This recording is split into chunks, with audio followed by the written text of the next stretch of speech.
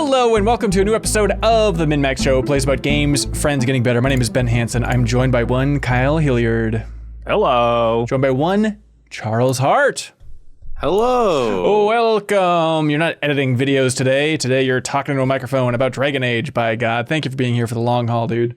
I'm casting spells. Hey, this guy gets it. We're also joined by special guest, one who rose up from the community after a charity stream last year, and then we all said, well, she's cooler than all of us, and she said her main franchise that she loves is one Dragon Age. So we're honored to have Haley DeBoom back on the show.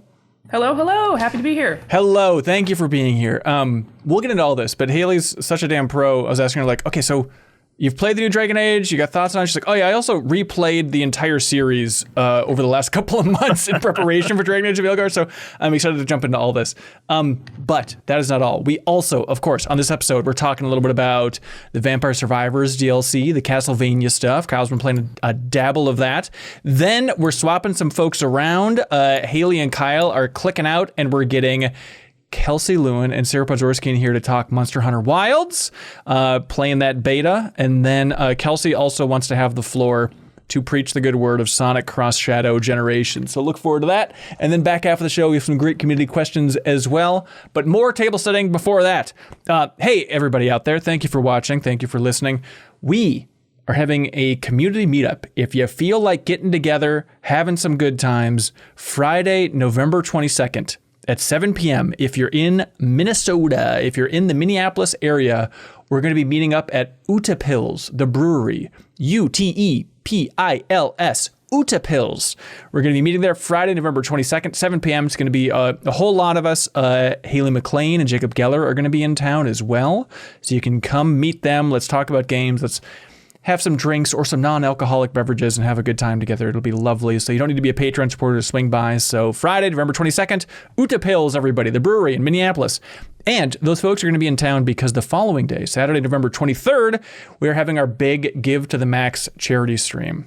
So we're going to be sharing more details on that soon, but that's how Haley got here in the first place. So it's going to be a fun time. We're going to be streaming from the MinnMax studio. We're raising money for a nonprofit in Minneapolis here. I'll share more details on that soon, but we have it all locked down. I'm feeling great about it. We got a ton of charity items to auction off. So if you feel like doing some good in the world, you can donate. We can help a nonprofit here in Minneapolis, Minnesota. Saturday, November 23rd. That'll be on MinnMax's YouTube channel.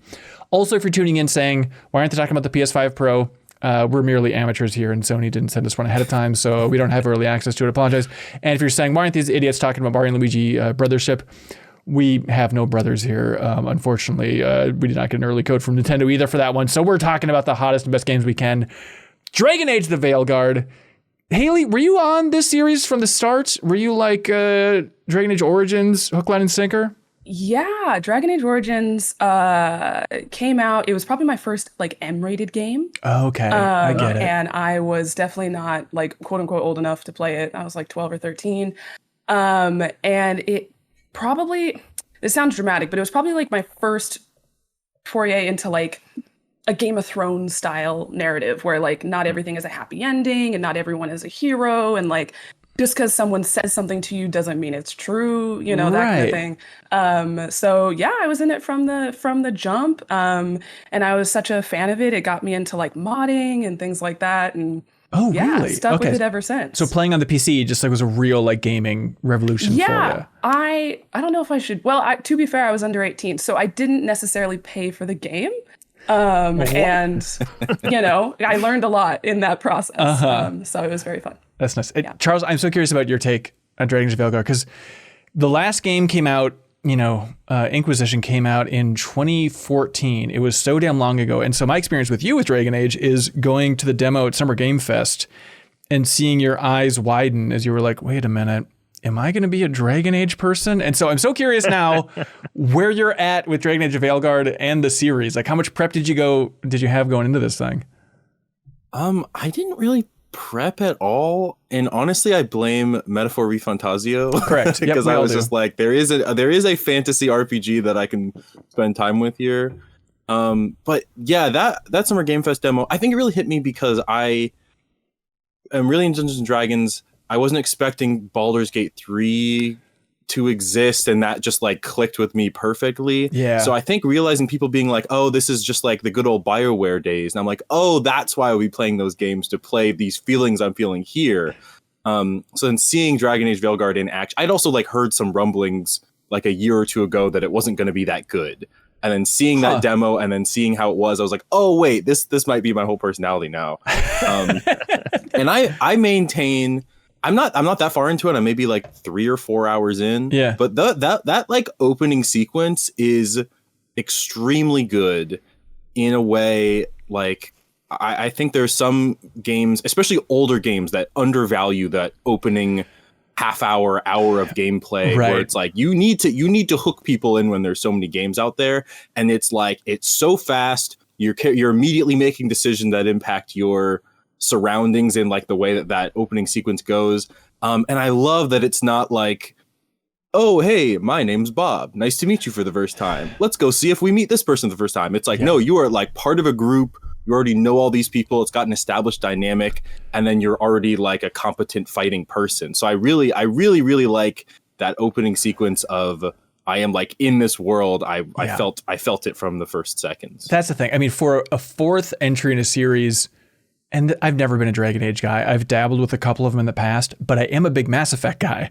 And so jumping into this, like there's a lot to unpack here, but just that idea of the fourth entry, it should be off-putting. And I think they are striking, so far at least, in the opening hours, like, for somebody who is also stupid and allergic to all fantasy nonsense, and when they throw out some names, it's just, I will gloss over so quickly. Even when Master DM Charles Hart is throwing out the names of fictional towns, like, what was the fictional town in our D&D session?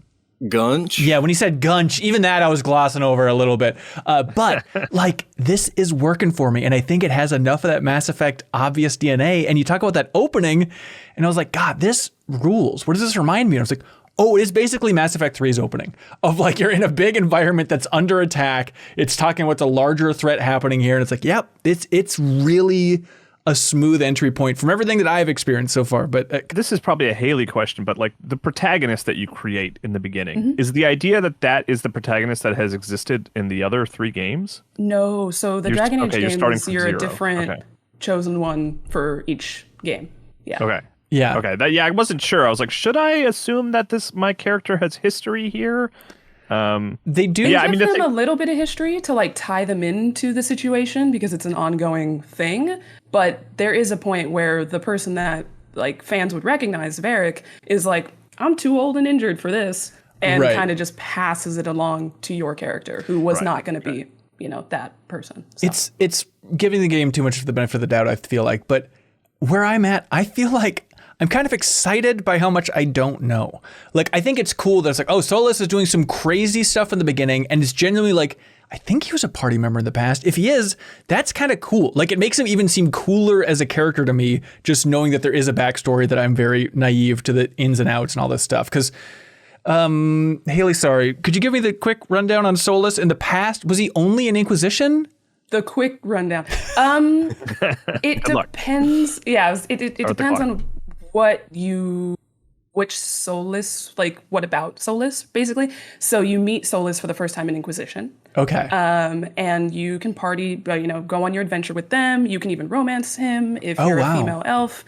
And throughout the whole game, he's very knowledgeable about the Fade and about magic, and kind of standoffish about some things. And then in the DLC, which sets up Veilguard, the DLC is called Trespasser, so I won't spoil it, but obviously, it sets up the current game, and it ties back to his previous names and his previous situation, and you're like, oh, I got played. So, yeah. Okay, so at the beginning of this game where Solas is doing some weird magic-y stuff about tearing down the veil, you feel like if you play the Trespasser DLC, it's like, I know exactly what his intentions are here, and it makes sense? Oh, for sure. For sure. They awesome. explain, you go through some of his like previous like abodes basically, and they start to unravel what you think you know about history and about different races and about magic and the veil and the Fade specifically, excuse me. So yeah, it's interesting. The first 2 games set up a very established understanding of the magical world. Yeah. And then Inquisition, specifically Trespasser, and now Veilguard are kind of tearing that concept into pieces. Okay.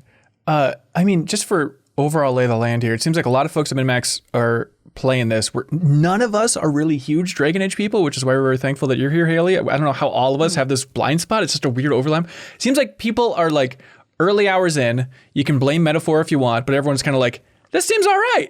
I don't know if I have time for another huge RPG, but this seems better than I thought. But as the resident super fan here, Haley, like, what do you think of Veilguard so far, just at a high level? Like, how far are you, and what do you think? Yeah, so I picked up Metaphor in between finishing Inquisition and starting Veilguard, and I got like 45 hours in, and I was like, I can't believe I have to drop this for the game I've been waiting for years. So shout out Metaphor for doing that. But yeah, it's really interesting. I spent probably the first 10 hours or so letting go of what I wanted to happen and accepting what they were going to present, which I think I spoke about briefly in the episode with Lucy James, where I was like, I have to accept the game that they made and not the fact that it's been 10 years for people to just spin theories and spin on what could possibly happen.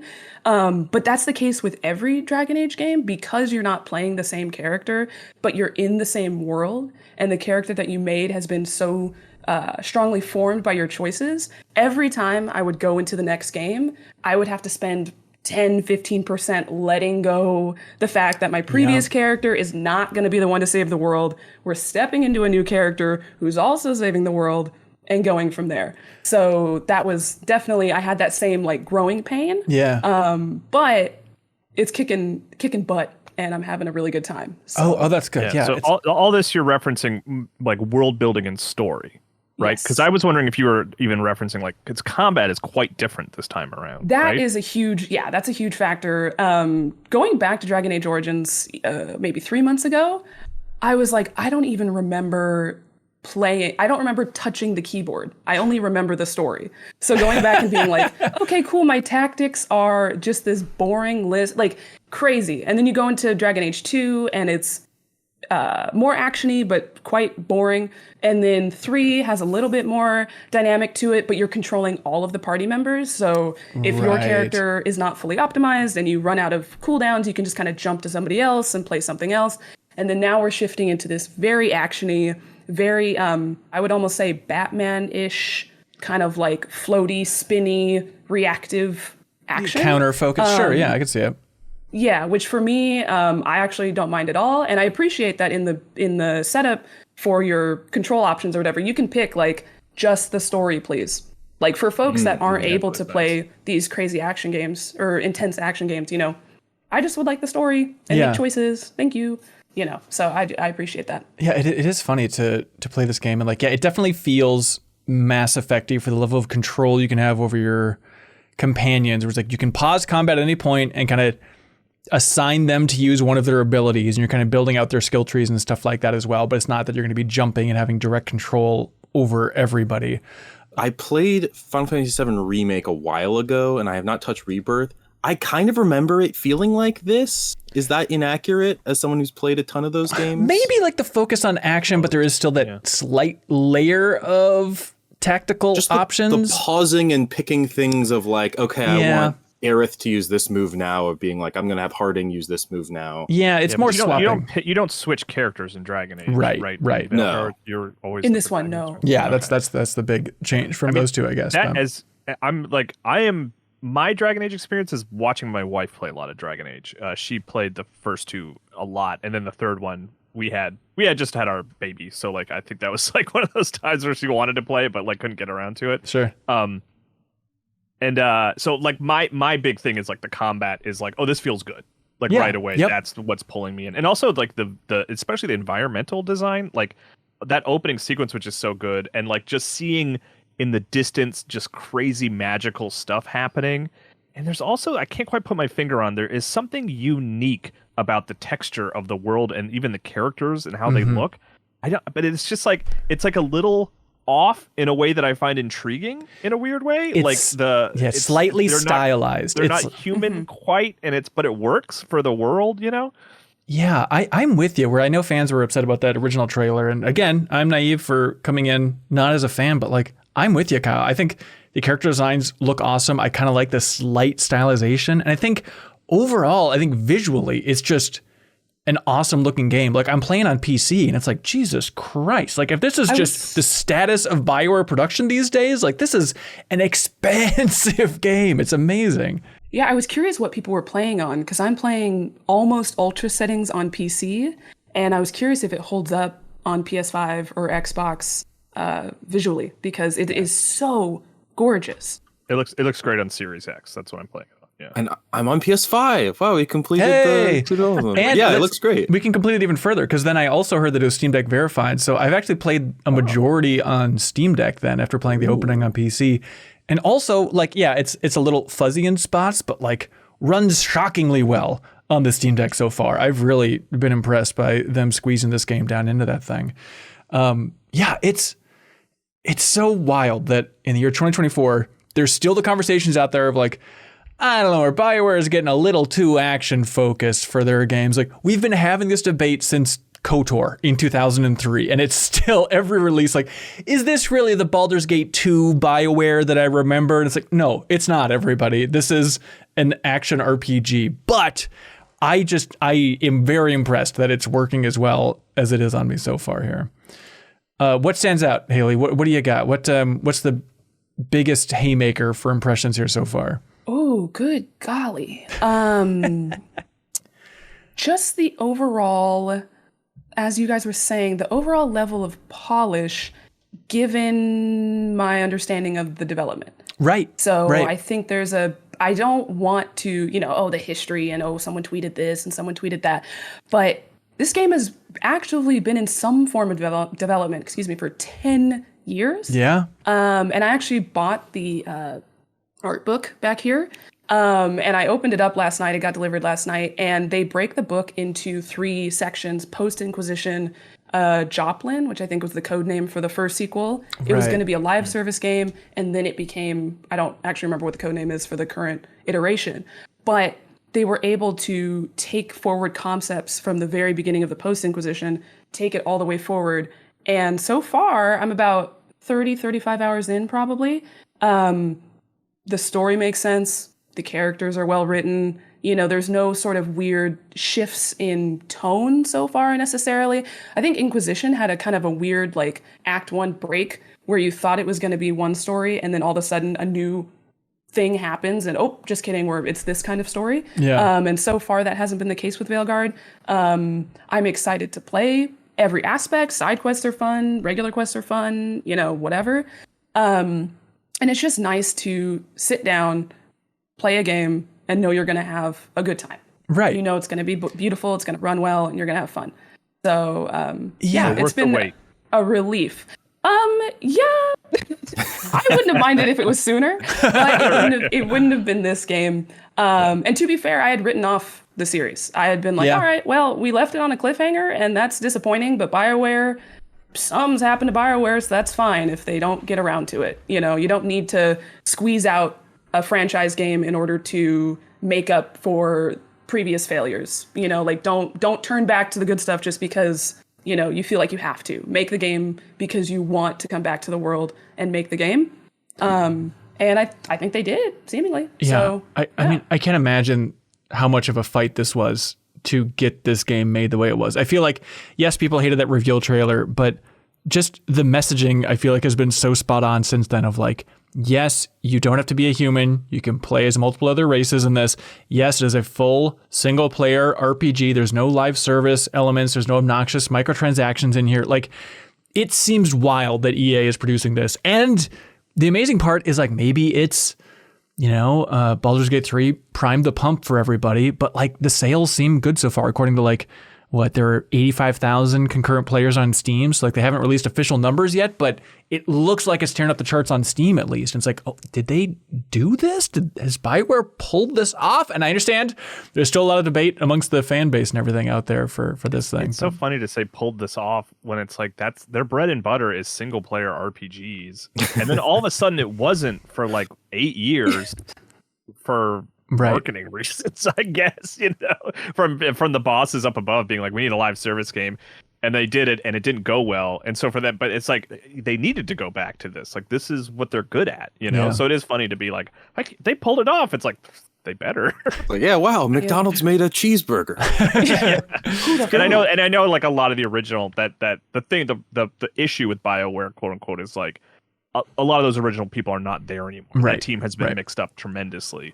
But I mean, the wild still thing is what the people who work there want to work there because they love single player RPGs, Yeah, and I'd love to.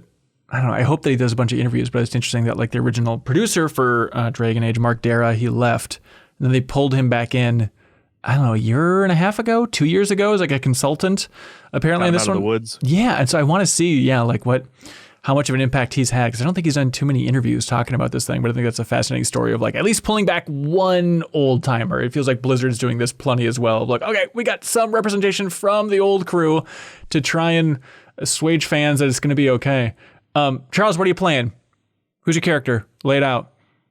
My rook, we've got a human non-binary person who I've named Chorus. Oh, interesting.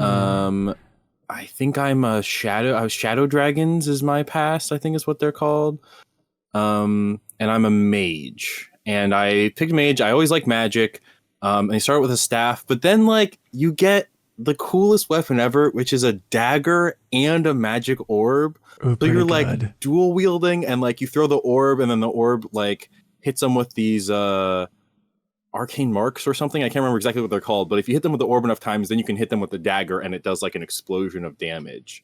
And there's some times where you get like when you pick up an orb, you get a staff. It has like an element attached to it, and there's some times where I'm like, man, I know this staff is going to do more damage, but I love my orb. It's so cool. I love throwing an orb and having it come back to me. Yeah, it's doing a good job for like So starting out, I'm a elf rogue. With like the weird Defender of the Dead backstory. I was like, that seems cool. I like this weird backstory of this character. But I was like, I like playing as a rogue in game, but I feel like it's often not the most exciting class, if I may be blunt. It's like, should I just be obvious and just be the basic warrior here? But then it's like, oh no, I just have two small swords and the action is still great. And the bow and arrow I feel like is super fun to use. So it's like, okay, even I was worried about the action for the rogue, but like I'm impressed by that. And knowing that, the mage also has cool action abilities and stuff, like I'm impressed. Yeah, I think my only I still like it, but it is reminding me of playing Dragon's Dogma 2. Sure.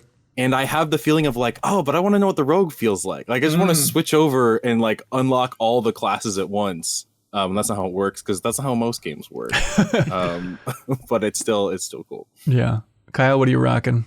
Rookin', I should say, right, guys? I actually, embarrassingly, I mean, this says a lot about my playstyle. Don't really remember what backstory I went with. You monster! I'm just like, I just don't really care that much. But I'm a rogue as well because I wanted the dual.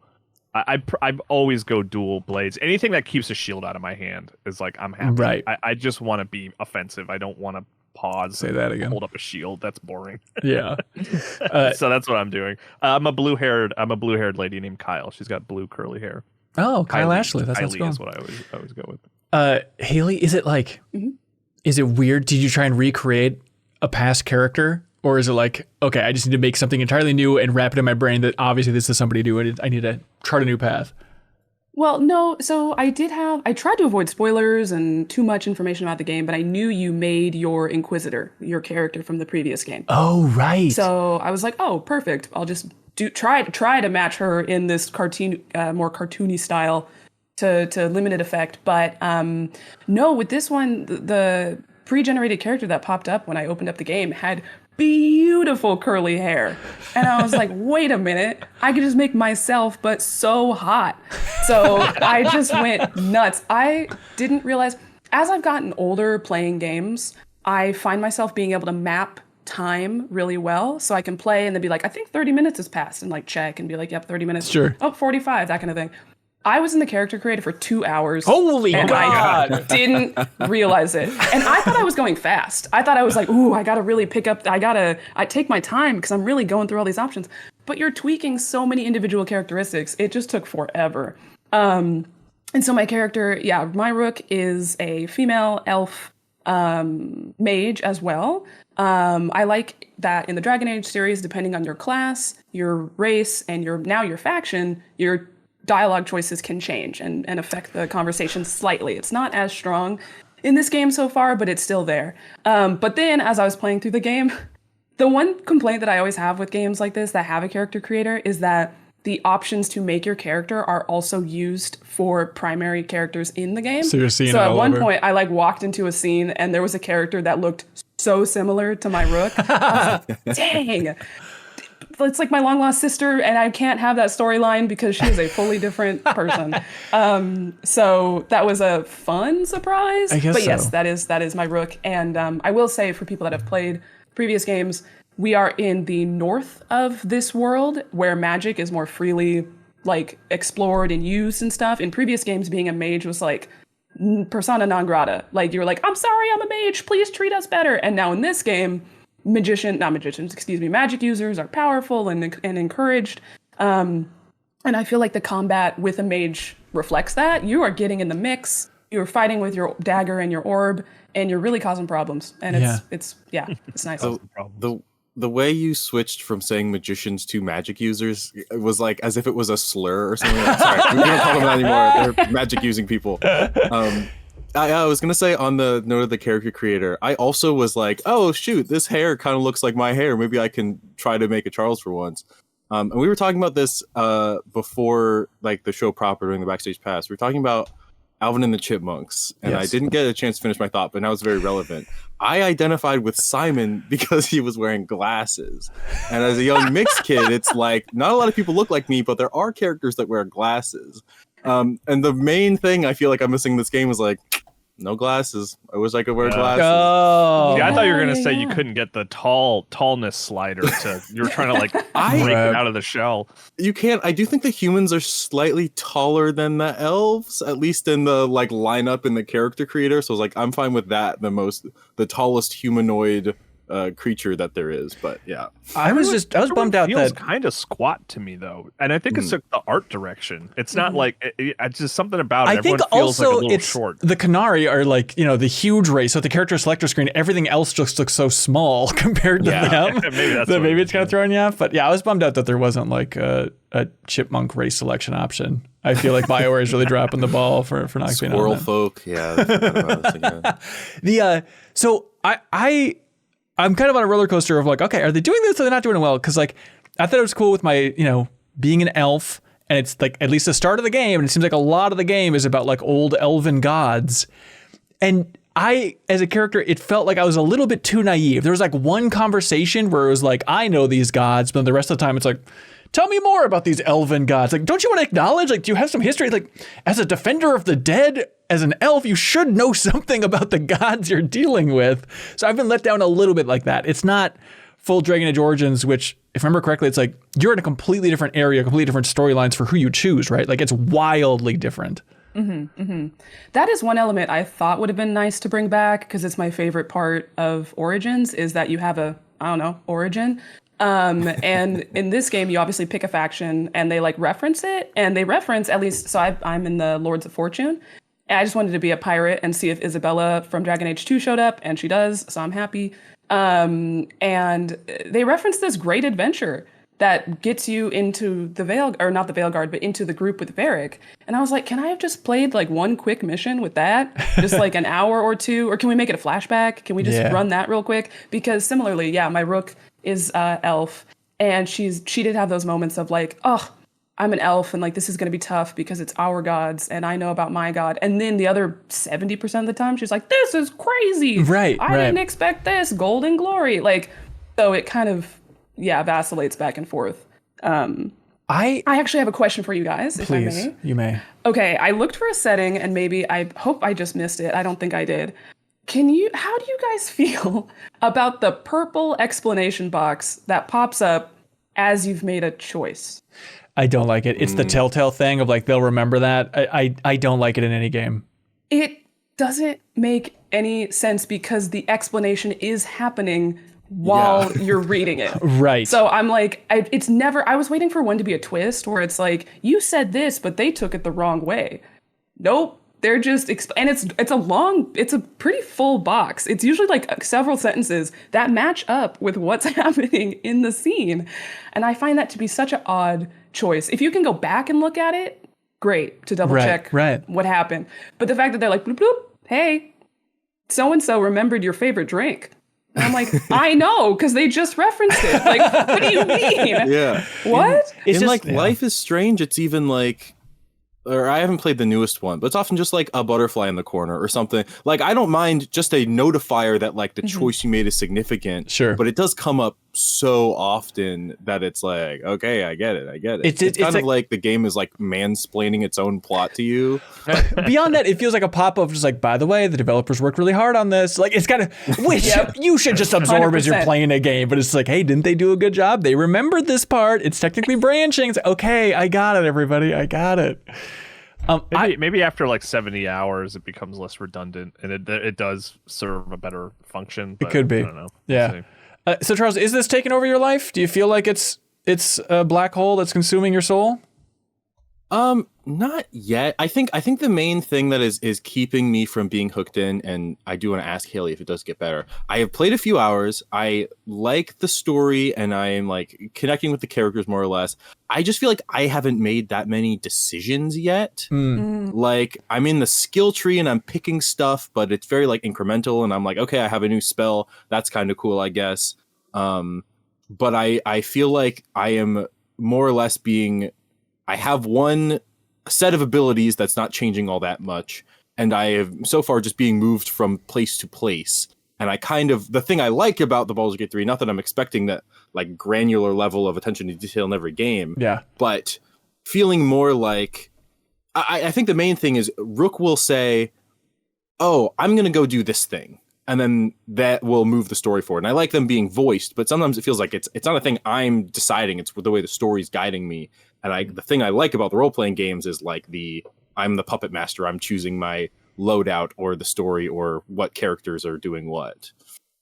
Yeah, I will say the narrative is tighter and the narrative loops are tighter in this game. Like, you could kind of go on more tangents in previous games where it's like, oh, I'm a mage or elf, so I have a couple of extra points here. This is like, I'm a mage. Isn't that crazy? And then it loops back. There was a couple of conversations where the unique thing about you bring up, and then the character you're speaking with also just kind of repeats it as if you hadn't just mentioned it, which to me was frankly a huge bummer, because I was like, then don't just put that whatever. I will say I've made one pretty massive choice. I think if I were to gauge it, I didn't get like a Steam pop-up or whatever. I think I finished like the Act 1 technically. And there were probably like 2 larger moments within that act that will affect the world state. And if I'm thinking of this quest that I finished with in Act 1 as the finale of Act 1, it is a amazing, like, dynamic narrative sequence, which was pretty cool. But yes, in comparison to previous games, and definitely in comparison to Baldur's Gate 3, your Rook does not have as wide of a moral compass as I would enjoy, frankly. Right. You're gonna save the world no matter what, it seems like. You can't tear it down, and join in. But yes, there are several big choices coming your way. Has it been that way in previous Dragon Age games where you can be the villain if you want, ultimately? Actually, now that you say that, no, I was thinking more Baldur's Gate 3, you can really take it with you, which is not a fair comparison because this is Dragon Age. In the first game, you can or cannot survive, which is a nice twist. The Grey Wardens are a faction that are like ready to go, ready to die. And then in the second game is really narratively railroaded, and I would say, weirdly, this Veilguard has a lot of similarities to Dragon Age 2, which I'm hesitant to make a statement as, because it is a not favored game in the community, but there's a lot of similarities. And Veilguard just does them better. And in Inquisition, you can make some big choices, but you do end up saving the world. So it's more. That's not a it's complaint more of the, for me, by the way. Like, I'm gonna be the hero even if you give me the choice to be the villain. Like, that's just and he's just a stand-up guy. You guys stop saying otherwise. Right. I feel like compared to Mass Effect, right? Just to make a more direct comparison, you have like a paragon, a renegade, and like the funny person like along the way. Yeah. And Dragon Age kind of just scoots that all up, where you can be incredibly kind, weirdly funny. The jokes don't always land for me, or like stern, but you're not mean. Yeah. So anyway. No, it is interesting, and I am curious to see if the take out there is largely just like, oh, is it, if you're into Baldur's Gate for babies, then Dragon Age seems fine. I'm sure some people will have that opinion, but it is fun to go back and like chart that history of the same way that BioWare was like, hey, we want to make a new RPG, a sci-fi RPG that's like Star Wars, but we don't want to use that Star Wars license anymore. Let's make Mass Effect. And like Dragon Age was very much like, all right, we made Baldur's Gate 2 back in the day at BioWare. Now we want to make a new D&D game, but we don't want that stupid license hanging over us. Let's create our new thing, Dragon Age. And so it is fun to chart the big path, and like it's a natural comparison to make when these games release so close. It has me feeling good. I know.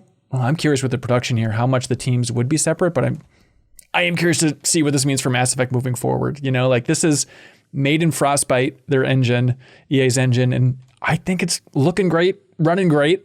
And so I'm curious now. It's going to be interesting with, I believe the next Mass Effect, like hiring listings have said it's going to be an Unreal.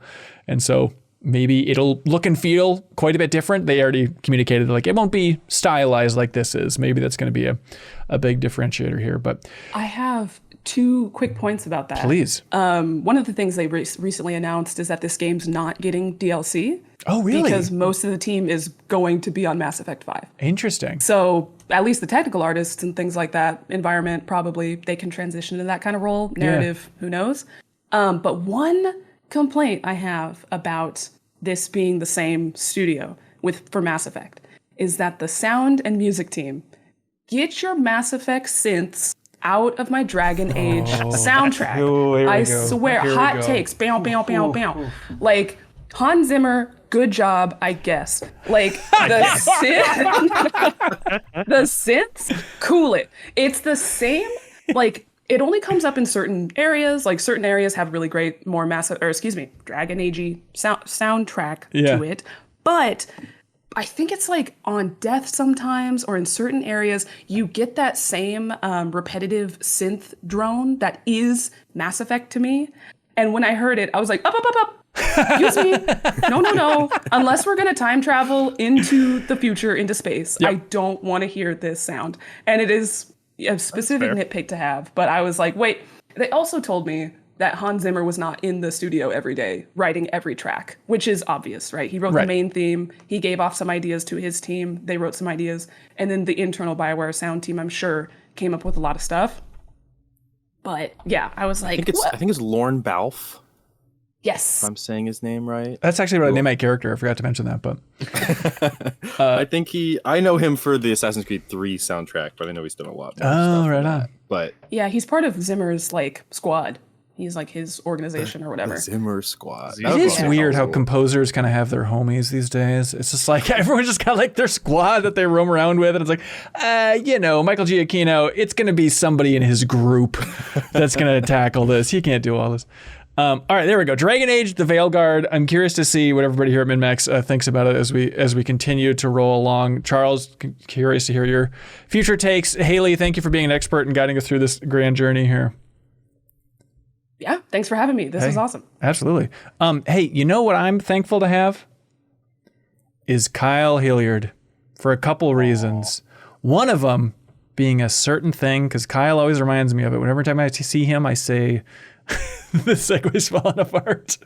The point is, Kyle, this show is brought to you by Factor. Factor meals, everybody. You like eating big single-player games like Dragon Age: The Veilguard? Then you could probably use Factor. Smooth, easy eating, just like Dragon Age is smooth, easy gaming, everybody. Factor wants you to know that you notice how the days are shorter, but your to-do lists aren't. Kyle, do you have a lot to do these days? Yeah, absolutely. Always. Every time we're trying to schedule a podcast, you're always like, I need to factor in 17 hours to cook this souffle for dinner. And I say, nay, Kyle, nay, souffle. Burn the hell out of it. Yeah, I'm going to be in a sitcom from 1973. Nay. May I introduce you to Factor? Imagine having a wonderful, chef-prepared meal in 2 minutes. That is what Factor is giving you, everybody. You have a ton of options to choose from. They have guilt-free comfort foods like home-style chicken and gravy, loaded mashed potato, pork chops, feel-good vegan options like sweet potato and chickpea curry. There's no sacrificing quality for convenience with Factor. It really is good. I am honored to have them as a supporter of this show. So you can head to factormeals.com/MinnMax50 and use a code MinnMax50 to get 50% off your first box and 20% off of your next month. That's MinnMax50. Code MinnMax50 at factormeals.com/MinnMax50. 50% off of your first box of amazing, easy meals, plus 20% off your next month while your subscription is active. Hey, Kyle, you know why I'm glad to have you here, man? Because I remind you of Factor. Because you remind me of Factor meals all the time. And you're playing the new Castlevania DLC for Vampire Survivors. Yeah. Weird saga for this. Vampire Survivors came out as the bullet hell idle game, very satisfying game that destroyed all of our lives last year because it was so fun and everybody wanted to keep playing it. And everyone's like, this is kind of a Castlevania ripoff with the art and stuff. And then Konami said, what if we just gave them the license to Castlevania and made Castlevania even more relevant? And so I've been hearing rumblings that this Castlevania DLC is like way bigger and more in depth than anybody thought. Yeah, I mean, I can't speak to the bigger in depth too much because like I played a lot of Vampire Survivors, but I haven't really played a lot of the DLC. So I don't really know how this compares necessarily. Sure. But I love it. Like, to be clear, like up front, like it is awesome because it fits so perfectly. Like it's like yeah, obviously this is what needed to happen, right? Like this is just like, yeah, I want to play as Castlevania people fighting this huge swath of Castlevania monsters on the map, and like it's awesome to hear the music. Like it was just meant to be, right? Like it was kind of meant to be a Castlevania game to begin with in a weird way. And so for the Konami to just be like, yeah, just take all that stuff and put it in the game is awesome. Cause like, and I was also just really into revisiting the DS games. So like a lot of these enemies and stuff are fresh in my mind. So it's like every 5 seconds I'm like, oh yeah, there's that. I remember fighting that character like recently. And then like, I love seeing all the enemies and the music and the Symphony of the Night sound effects and stuff is like, that stuff is all just awesome and fantastic.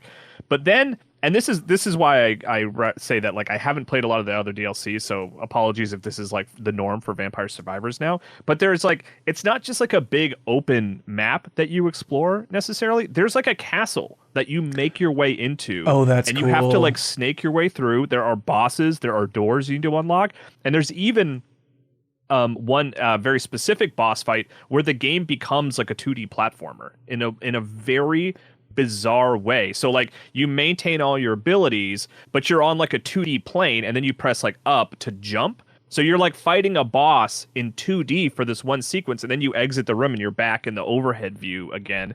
And it works really well. It's really seamless, and it's really fun to take all those Vampire Survivor abilities in a new sort of dimension, in a kind of like, it's so hard. Like you just kind of have to play it to understand it. And it's like, it's like, so it's working on the level of like, I love Castlevania stuff. It fits here great. I love seeing all that. I love hearing the sound effects. That's awesome. But then it's also taking gameplay ideas from Castlevania and like wedging them into Vampire Survivors in a way that works really well. Exploring a castle, fighting bosses, like it's great. It's just, I love it. It's one of those things where it's like, I'm gonna check this out. I'll play 1 or 2 rounds. This will be great. But like at this point, it's like my Steam Deck has become my Vampire Survivors machine again. I want to unlock all the Castlevania characters and see everything. It's a great expansion for a great game. I'm really impressed with it. And also it's $4 for the Castlevania expansion. Like that's ridiculous. Yeah. Even if you don't like Castlevania, like even if you're like, whatever, I can take or leave the franchise, like the way it mixes up the gameplay is like worth diving into if you like Vampire Survivors. That's sweet. Ode to Castlevania is what that Vampire Survivors DLC is called. All right, we should get some new voices in here. Not that you all haven't been fantastic. Kyle, thank you for being here. Haley DeBoom, thank you for joining us once again. Yeah. Your expertise is welcome back whenever you want. If we're ever recording, you can just kick down the door and jump in and start screaming about Dragon Age or audio or the cello or whatever the hell you want to do. Sounds good. Thanks. Okay. All right. You two want to clap out simultaneously? Yeah.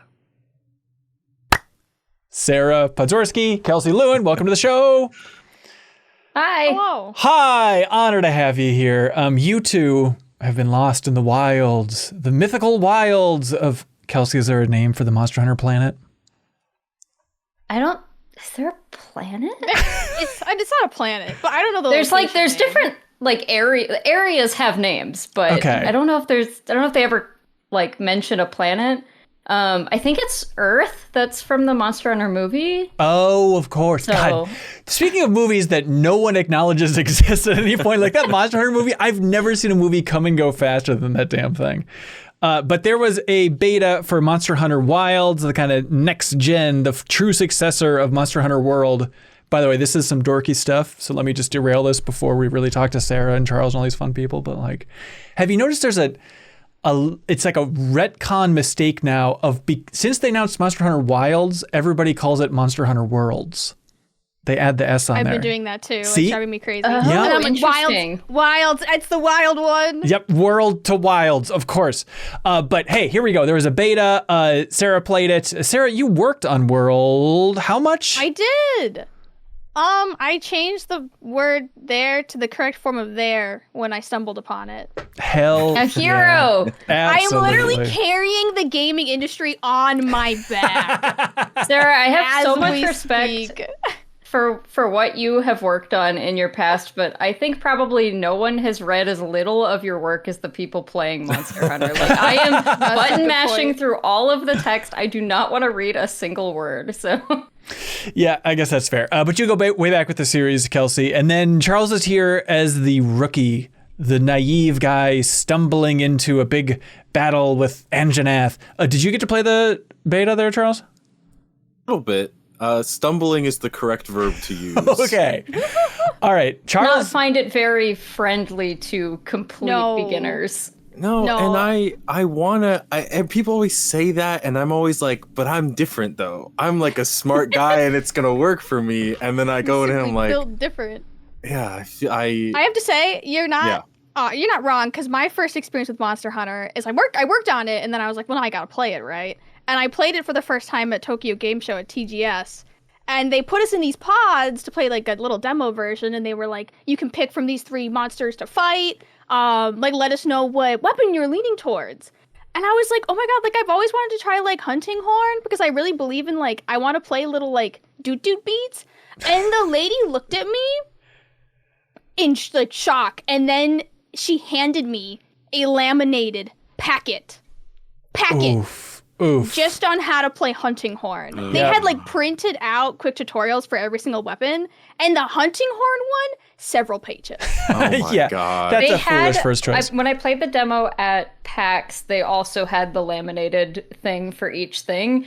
They did change some button combos around since World. So like or maybe it's just since oh gosh, what was the last Switch Rise? one? No, they changed it because like my muscle memory was like all off. Yes. Yeah, when I was playing with some friends, I had several moments where I was like, hey, if it looks like I should have done a cool combo there and instead I did a dodge roll or whatever, like, I'm not stupid. It's I just am like, I've got the bad muscle memory and I'm working on it. So yeah, I had trouble with that the first time I played that demo, and I had to actually be like, yo, how do I do my, because I play charge blade, and I was like, yo, how do I actually like do the charge blade release The thing? whole thing?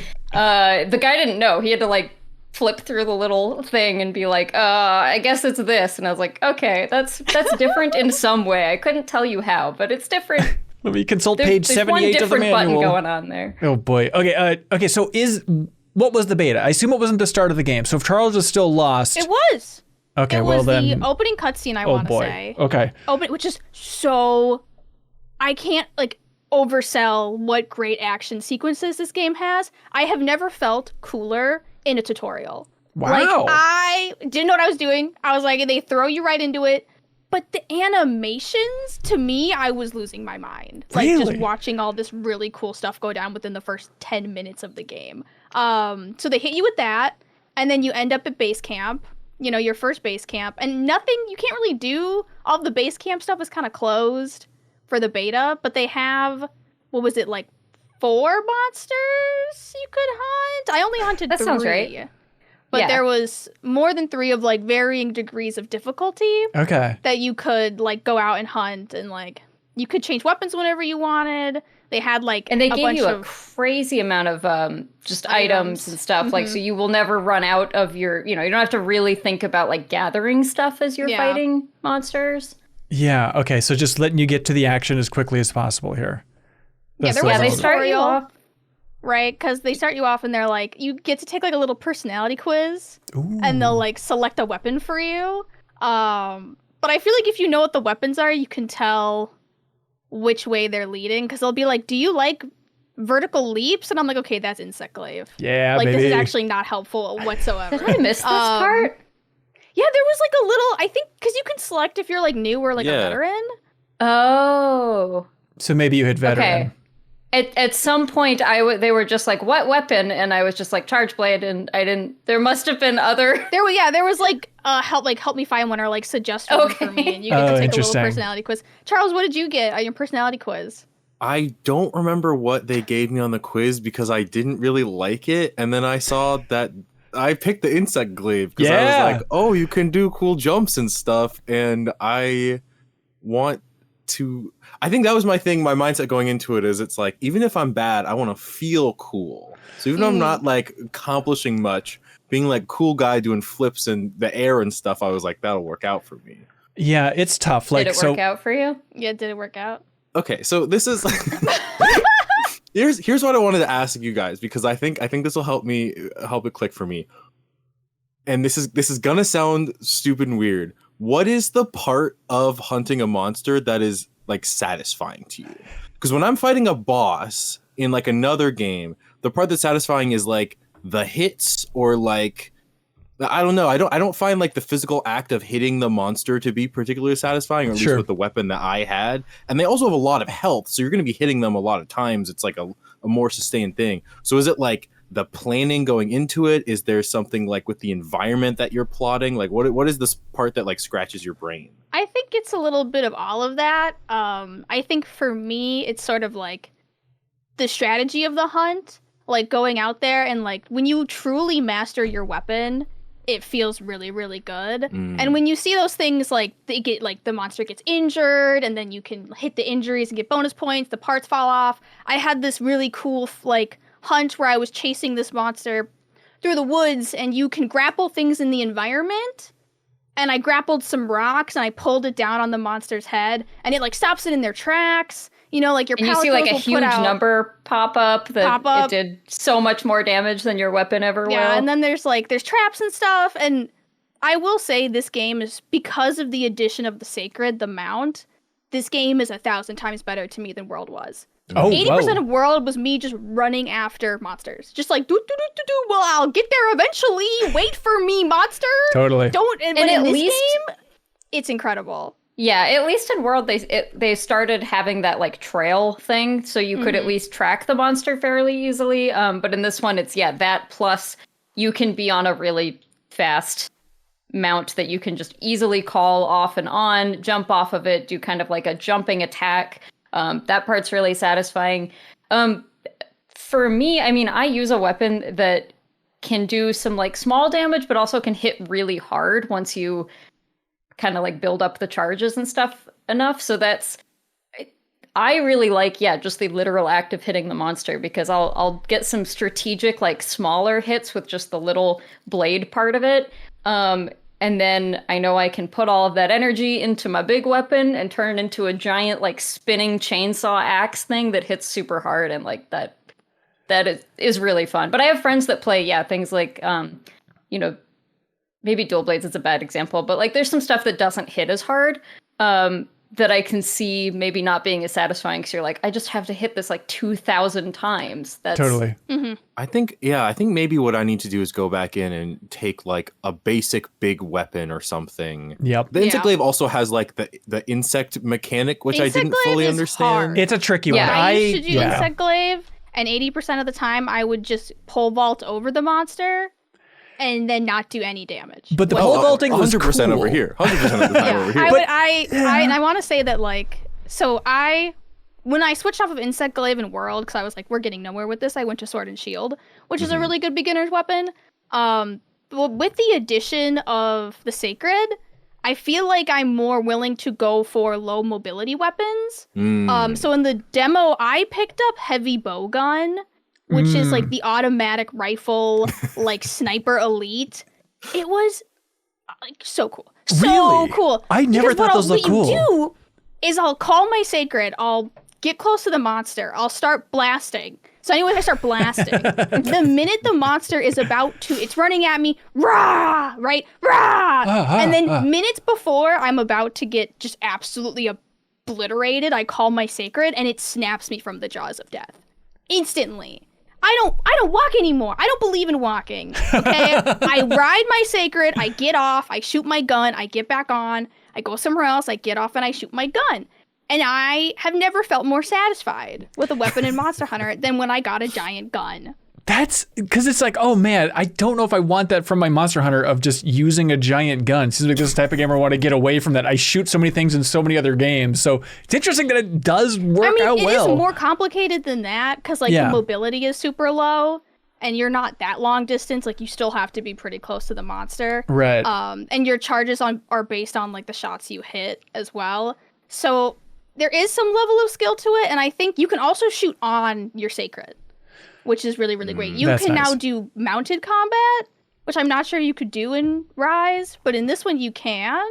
I think you could like vaguely swing a weapon, maybe, or maybe I'm just thinking of you could do like a dismount and attack thing, but I knew you could like throw knives from the and you could use your doggy, like your grappling slingshotty thing. Yeah. Pew pew.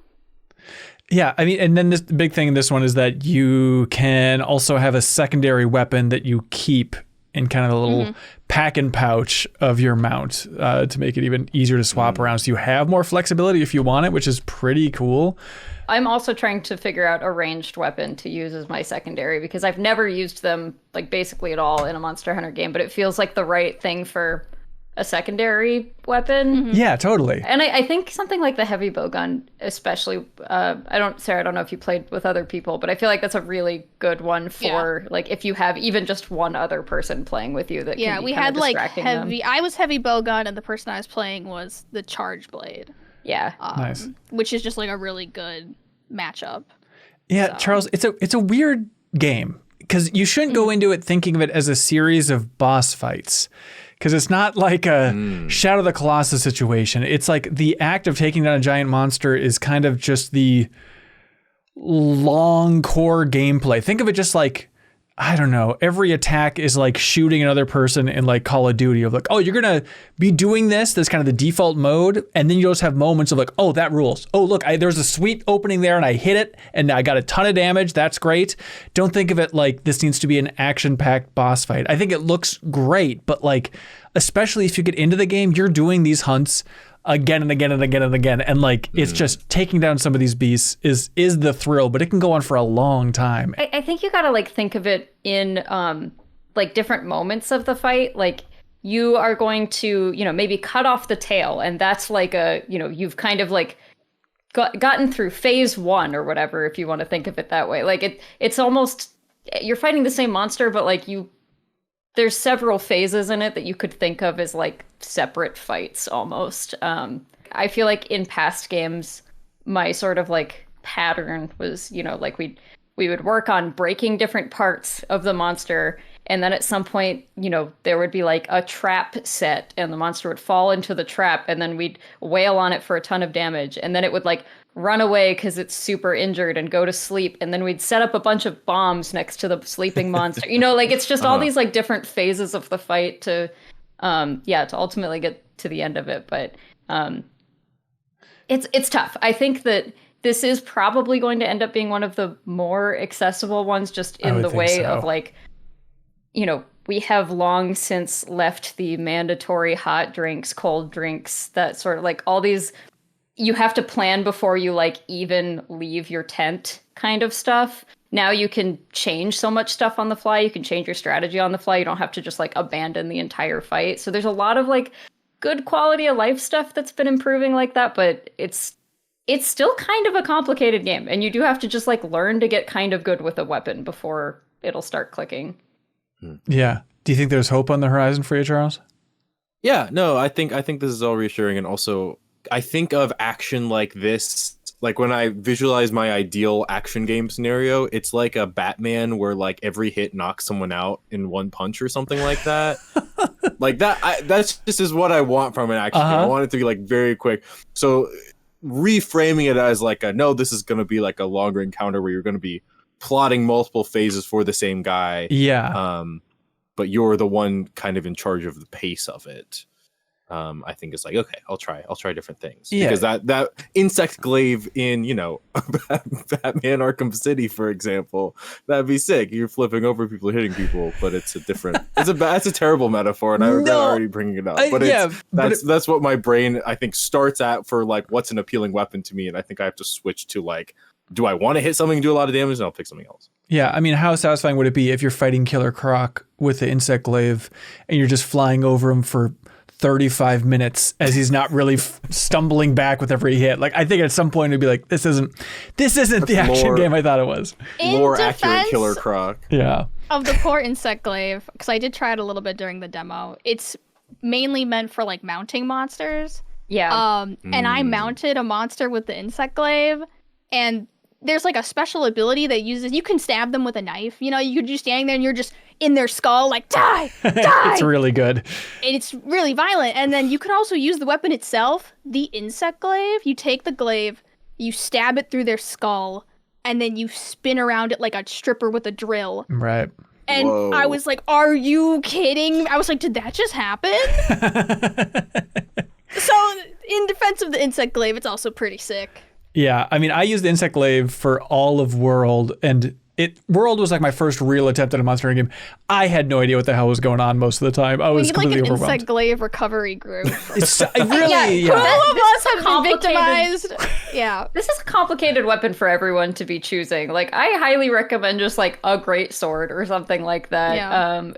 That will be a little bit easier to master. And I mean, I didn't see, I guess there was like a little dummy in the demo, but like really just practicing with the weapon. And I even recommend watching like a YouTube video that's just like, here's how to get good with, it's very, very helpful. Like that goes a really long way once you kind of like, once you have the muscle memory of just like, okay, I know like my combo moves, I know what I'm doing here. That will help a whole heck of a lot. And then also, I mean, Monster Hunter is a fun game playing alone, but like, I really highly recommend playing with other people, even if they're not people you know.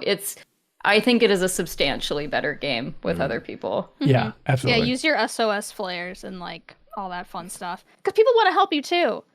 Like, I think the Monster Hunter community, I think they like swooping in and like helping someone, Every one of us became a Monster Hunter fan. At least every diehard Monster Hunter fan I've met. All of us became a diehard fan because a different diehard fan like walked us gently through it and helped us. Steered us away from the insect glaive and towards a reasonable starting weapon. Yeah. Okay. We saw that demo at SGF. We talked about it a little bit on the podcast here. And like my takeaway was it looked so damn good. And I think it was running, on PC, if I remember correctly. And I heard other reports about the beta here saying like about the origami monsters. I'm trying to remember. The Monster Hunter N64. Wait, what is this? Oh, just during the beta, I didn't experience any of this. I was playing on PS5, but there are definitely some very funny screenshots from people online of monsters that are made up of 8 polygons. Really? Like, it is very funny looking. Okay, so that's the thing. Like, I mean, obviously the beta, they still have a ton to work on, but were you all kind of underwhelmed by kind of just the visuals of this thing? When I popped in, it still looked amazing. Like, everything looked amazing. But I did notice that when I booted it up, it had my settings set really low. I think they were just being overly cautious. Okay. And with everything, because, I went in and I was like, why are these all so low? Like, they don't need to be... Usually I load into a game when it's, like, ultra hyper, like, super speed max settings, I would say, yeah. Yeah, max set, exactly. But, yeah, this one I loaded in and I was like, why is this set to medium? Crank that up. Interesting. Okay. Yeah, it still looked really good. The cooking animations. I did some cooking in my tent. I don't know if you guys, incredible. Like, I cooked some meat and I can see my little avatar eat it, and she's like, But then when you add on, like, other ingredients, like I added mushrooms and honey, your character adds mushroom and honeys. Like, you can see it. That's I'm sorry, amazing. Game of the Year. It looked Game so of the Year. good. I was so hungry playing this game. The food looked I think Monster Hunter has maybe some of the tastiest looking food just of all time of any piece of media. Yeah, it's up there with obviously Dragon's Dogma 2, Hot Ones, just the tastiest food Wasn't you Dragon's can Dogma 2 just like an actual footage was. though? Like Yeah, that I think it was was video actual- footage. Yeah, that doesn't even count. Yeah, I guess that's a fair point. So I was gonna say like Studio Ghibli movies. Ooh, Like great another point. one. Yes. But this is more like realistic food. Yeah. I guess if you're into Okay, I need to ask you guys before we move on. Did you allow your palette ghost to speak? that's an Is that a option? setting? I didn't know I could turn that off. You could turn it off. I'm Okay. sorry, I silenced my palette go. Devastating. Yeah, I don't need that. They didn't use to talk. I don't know why they need to. I think it's because they give hints and stuff. Mhm. But yeah, I was like, They little catchphrases. But no, I guess they never really said that out loud, did they? I guess so. Yeah, weird. And then maybe that was just Monster Hunter Stories where it really dives into the lore of all these folks. Okay, Monster Hunter Wilds. Charles, I'm very curious what your journey with this game is going to be like. Winky, winky. I'm going to see how it goes. But there was a poll for New Show Plus to have Kelsey coach you how to play the game, and people didn't vote for it. So now you're on your own, kid. yeah, and I then can you use the insect glaive. So whose fault is that? Community. Yeah, I would not have been able to coach you on the insect glaive. I would have been like, you're picking a different weapon because I don't know Be how like, to you do get your sword and you get your shield. If We I can were do to great do sword, we can do dual blades, we can do sword and shield, You can do hammer. hammer, switch axe, charge blade even, like, this Not doing has to be insect most of them at this point. no, there's I don't like know. 20-something weapons or something. It's Jeez. kind of ridiculous. If I were to do like Monster Hunter training, go to the Monster Hunter gym to like get some muscle mass before Wilds, is Worlds the move or is Rise the move? Sorry, is Worlds Ooh. singular the move? World That's a good singular. question, but keep in mind that the button layout changed. Mhm. So I actually don't know how smart that is because you might end up Yeah. learning everything slightly wrong and then you have to relearn it anyways. I still think World with a basic weapon is going to be the way to go for getting your reps in. I think that's going to be it.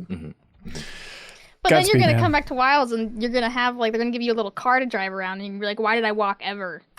Why did I walk anywhere? Maybe it'll feel better because I feel like I didn't appreciate it well enough. I don't know if we also mentioned it. In has like my day, we had to walk after the monster. it has like an autopilot button, right? So you get on and you're like go, and then you don't even control it. It's like That's reading the amazing newspaper for under like secret. you can just sit there and like sharpen your weapon or like drink a self-driving potion, whatever you secret. need to do. It's great. Yeah, in my day, when we sharpened our weapons, the monster just smelled us immediately and we died. They're like, are you wet blading? And Yeah. I'm like, no!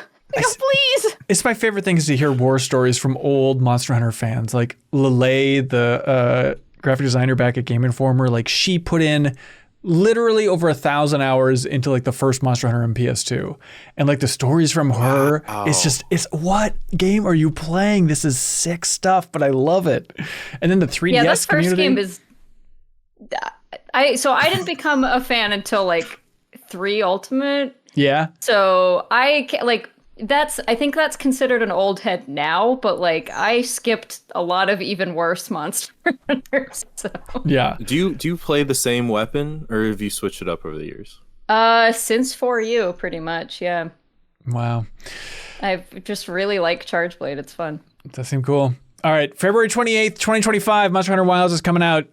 Curious to see how it does and if Charles can get into it. I'm sure we'll talk about it again before then. Hey, you all know what's a good thing to talk about this time of year? Gifts, y'all. Gifts that can be found at Uncommon Goods. They want you to know that you can spark something uncommon this holiday with just the right gift from Uncommon Goods. The busy holiday season is here, and Uncommon Goods makes it less stressful with incredible hand-picked gifts for everyone on your list, all in one spot. Gifts that spark joy, wonder, delight, and, quote, it's exactly what I wanted feeling. All right, true behind the scenes story of MinnMax here. Uncommon Goods, they're very nice, and they sent over some $50 gift cards for us to use on the store. And so I posted it in Slack, like, if you want $50 off Uncommon Goods, come in here, you can get it. And what, like Jacob or Jeffem like claimed it immediately. And then they sent more, so I posted it again, and suddenly it was just a wall of everybody being like, I want that gift card. I'm like, why didn't you get it last time? You're not explaining the difference between the two posts. Okay. Yeah, we thought there was one total. Yes, the misconception was they thought it was one total. Turns out there were 6, and it was an avalanche of interest, and it really was like the greatest ad I could ever hope for Uncommon Goods, of everybody being like, oh my god, I want that $50 gift card because I have a ton of gifts to give this holiday season. I need this. I think I actually use Uncommon Goods at least once a year every holiday season. There's always like something for the person you don't know what to get for them, but you're like, well, they're a fan of the Arizona Diamondbacks, and here's a candle that smells like Chase Field, you know? Yep. It's really... It really is good stuff. It's got some really weird stuff like that. Yeah, I love it. It's like uncommon, you might say. Some might say. It's like just quirky enough stuff. Like I got another air plant, and then I got like magnetic toys for the little baby boy and stuff. It's like, we're gonna be traveling soon. It's like, okay, give this to him. It's like a cool puzzle type thing. This is great. But my wife, it's like if you remember like airport catalogs when you were on the airplane. Yes. That's like literally Sky Mall. This is just Sky Mall. Yep. But I promise, instead of just some crap off Amazon, when people open that Uncommon Goods gift this holiday season, they'll be like, this is kind of cool. What more could you ask for with a gift? So check it out, everybody. You can get 15% off your next gift. Go to uncommongoods.com/MinnMax. That's uncommongoods.com/MinnMax for 15% off. Don't miss out on the limited time offer. They want you to know Uncommon Goods, quote, we are out of the ordinary. Are you supposed to say we in the ad read? Should I say they? They are truly out of the ordinary. Us. Yes, sir. Which there is it? Oh, great question. Sarah, writer? Wait, I wasn't listening. I was disassociating. That's right, everybody. Uncommongoods.com/MinnMax. Thanks so much, everybody. All right, there's this other game we need to talk about. Some would say it's necessary to talk about this game. One called Sonic Cross Shadow Generations. Kelsey, you are a hero. And this is the most unhinged time for me to be talking about Shadow the Hedgehog. No, let's just relax. I've never felt a bigger disconnect in my job. And Shadow the Hedgehog would have fought for my rights. Kelsey, what? Okay, out of everybody in the group, I was surprised that you were the one that was most eager for like, oh, I'm all in on Sonic Cross Shadow Generations. I did not say that, first of all. I just was like, I will take that code and play this. Are you like a big Generations fan or 3D Sonic fan? I thought that was Sarah's beat, so now I'm confused.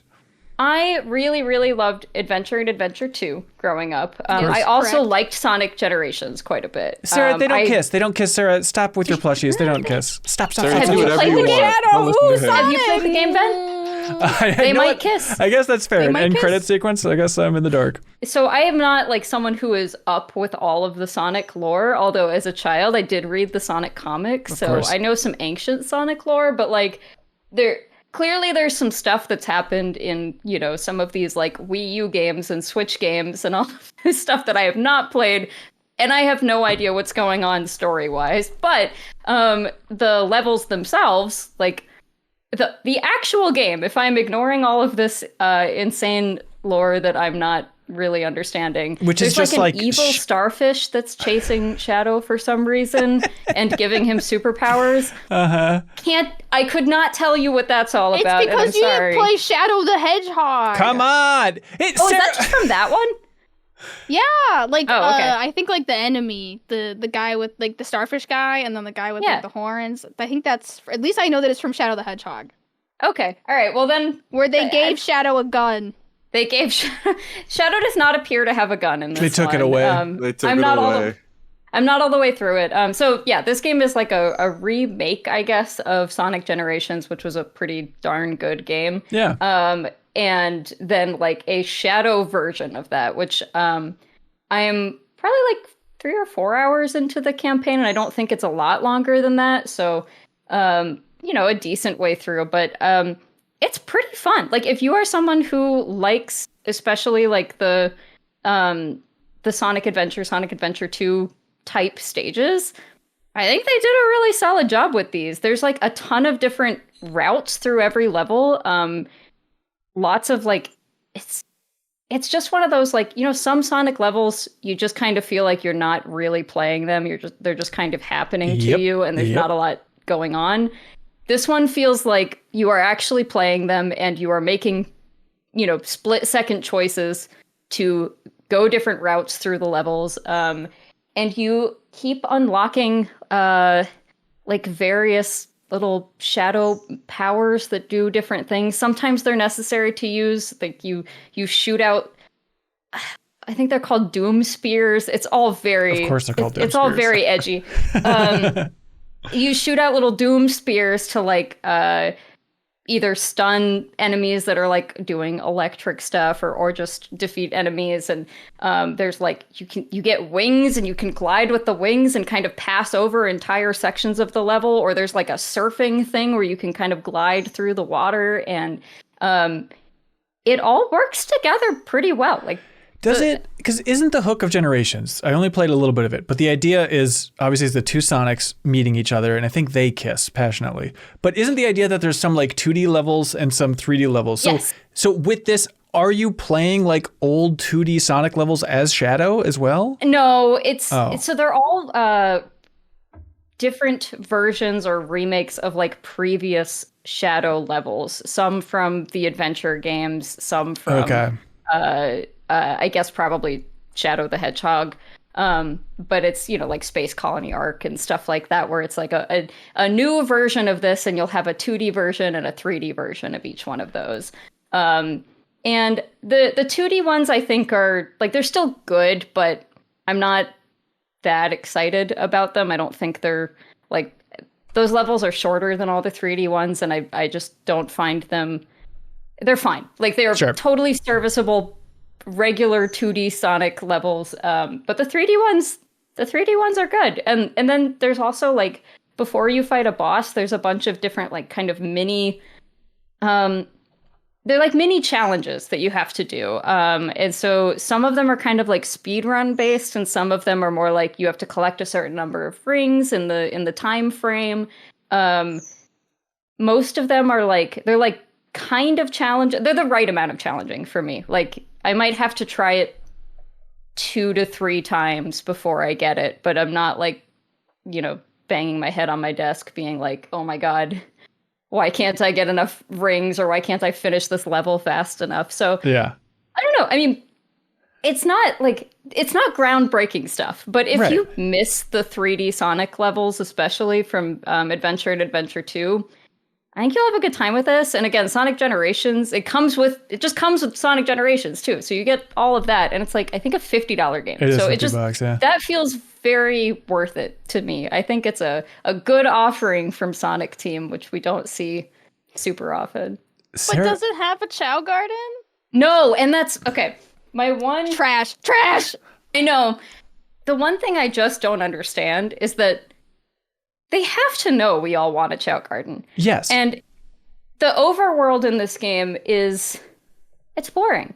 Like, it's just a white overworld with like different little puzzle kind of things. It's like, I don't know, it's like an open version of a stage, but with a lot of areas to walk around in, and it's just how you physically get to the other levels. It's kind of like in the original Sonic Generations, except instead of just walking from one to the other because it's on a 2D plane, it's on a 3D plane. And so you might have to like, bounce on a couple of little bouncy things and go through some rings in order to get over to this next stage. But it's not terrible, but it's just like, but it could be 1,000 times better if it was just a Chow Garden with different doors. Like, I don't understand. I don't understand why it's not a Chow Garden. I don't know if you saw that news story too, that Video Games Chronicle asked somebody from Sonic Team about if they'd ever make a standalone Chow Garden, and they said, no, it's not a standalone game. We can't just break it off and make it its own thing. It's like, it seems like I see. It's against the law. I forgot. Right. It's Japanese rules. We need Haley here to explain the laws. I remember that quote because they said, like, if they want a Chow Garden and they want another Sonic Adventure game, and I was like, yes, okay, yes. And then what do we get? Sonic Frontiers. Right. Which you liked, right? Yeah, it was okay. The music was good. Okay, there we go. The boss fights are pretty sick. Is there any university to pick up and play this game, Sarah? Since you have the plushie of Shadow I feel like within arm's reach? I'm boycotting until they add a Chow Garden in. Okay, yeah, that's smart. I'm voting with my wallet. Add a Chow Garden. Way to go. Hey, Charles, you know how this whole thing operates? I assume we just take like handouts from people on the street or something. If by street you mean the internet superhighway, as it's called. And they throw in $2 a month or $5 a month into like a toll booth as they're driving through really fast. And then they unlock a benefit such as getting access to the Discord, which is a lovely, positive community if you're looking for the types of people who will teach you how to play Monster Hunter with a smile on their face. That's all in the Discord. It really is a lovely corner of the internet over there. Or you can unlock the bonus podcast feed and more than double the amount of MinnMax content each and every week. A ton more stuff like that. So we appreciate everybody jumping in on Patreon if you so feel like it. We greatly appreciate it. And thank you to some of our biggest supporters. I'm talking about I Am 8-Bit, the folks that have been here the longest. They want you to know about the Cuphead show, specifically the vinyl soundtrack to the Cuphead show, which is available in their wonderful online store. It has 1 of 3 collectible postcards inside, a ton of original songs and music from the Cuphead show on Netflix. You can check it out at I Am 8-Bit's wonderful online store. And this month, you can use the promo code Cornbread Chaos. Cornbread Chaos for 10%. Hey, speaking of Sonic. Cornbread Chaos for 10% off of everything under $100 in their wonderful online store. Let them know that we sent you there. If you're looking for gifts for a dork in your life, you can check out I Am 8-Bit store. So 10% off Cornbread Chaos this month, everybody. I Am 8-Bit. And you should help support I Am 8-Bit because they support the MinnMax community in a big bad way by shipping out a prize each and every week to whoever has the best question submitted over on Patreon. If you support us in any tier, you can submit a question. That's where all these community questions are coming from. We choose our favorite. They ship out a prize. Again, because they're cool, I Am 8-Bit this week is shipping out a Super Mario Brothers vinyl soundtrack, specifically the single for Peaches from Bowser. So if you want the Peaches vinyl, which that'd be a sweet thing to just have show up in your mailbox one day, and it's all thanks to I Am 8-Bit. All right, ready for these things? Victor Pham writes in and says, hey, what are your favorite monsters in the Monster Hunter series? I really like Astalos, which is like a lightning bug dragon thing. And I think that was Generations when that first came out. I'm gonna double check that. Is he now like a staple? I also like this one. Astalos. Yep, that looks great. Yeah, he's really cool. Yeah, he's from Generations. That's probably like my favorite cool. There's so many cool dragons. Like, so I think everyone needs to have like a favorite cool dragon and then a favorite like that's not a dragon. Okay. Yeah. Spread it out a little bit. Yeah. And my favorite. Is it a dragon or is it a wyvern though? Because we got in a lot of fights about that back in the old localization studio. Okay, that's fair. If you want to be pedantic, that's.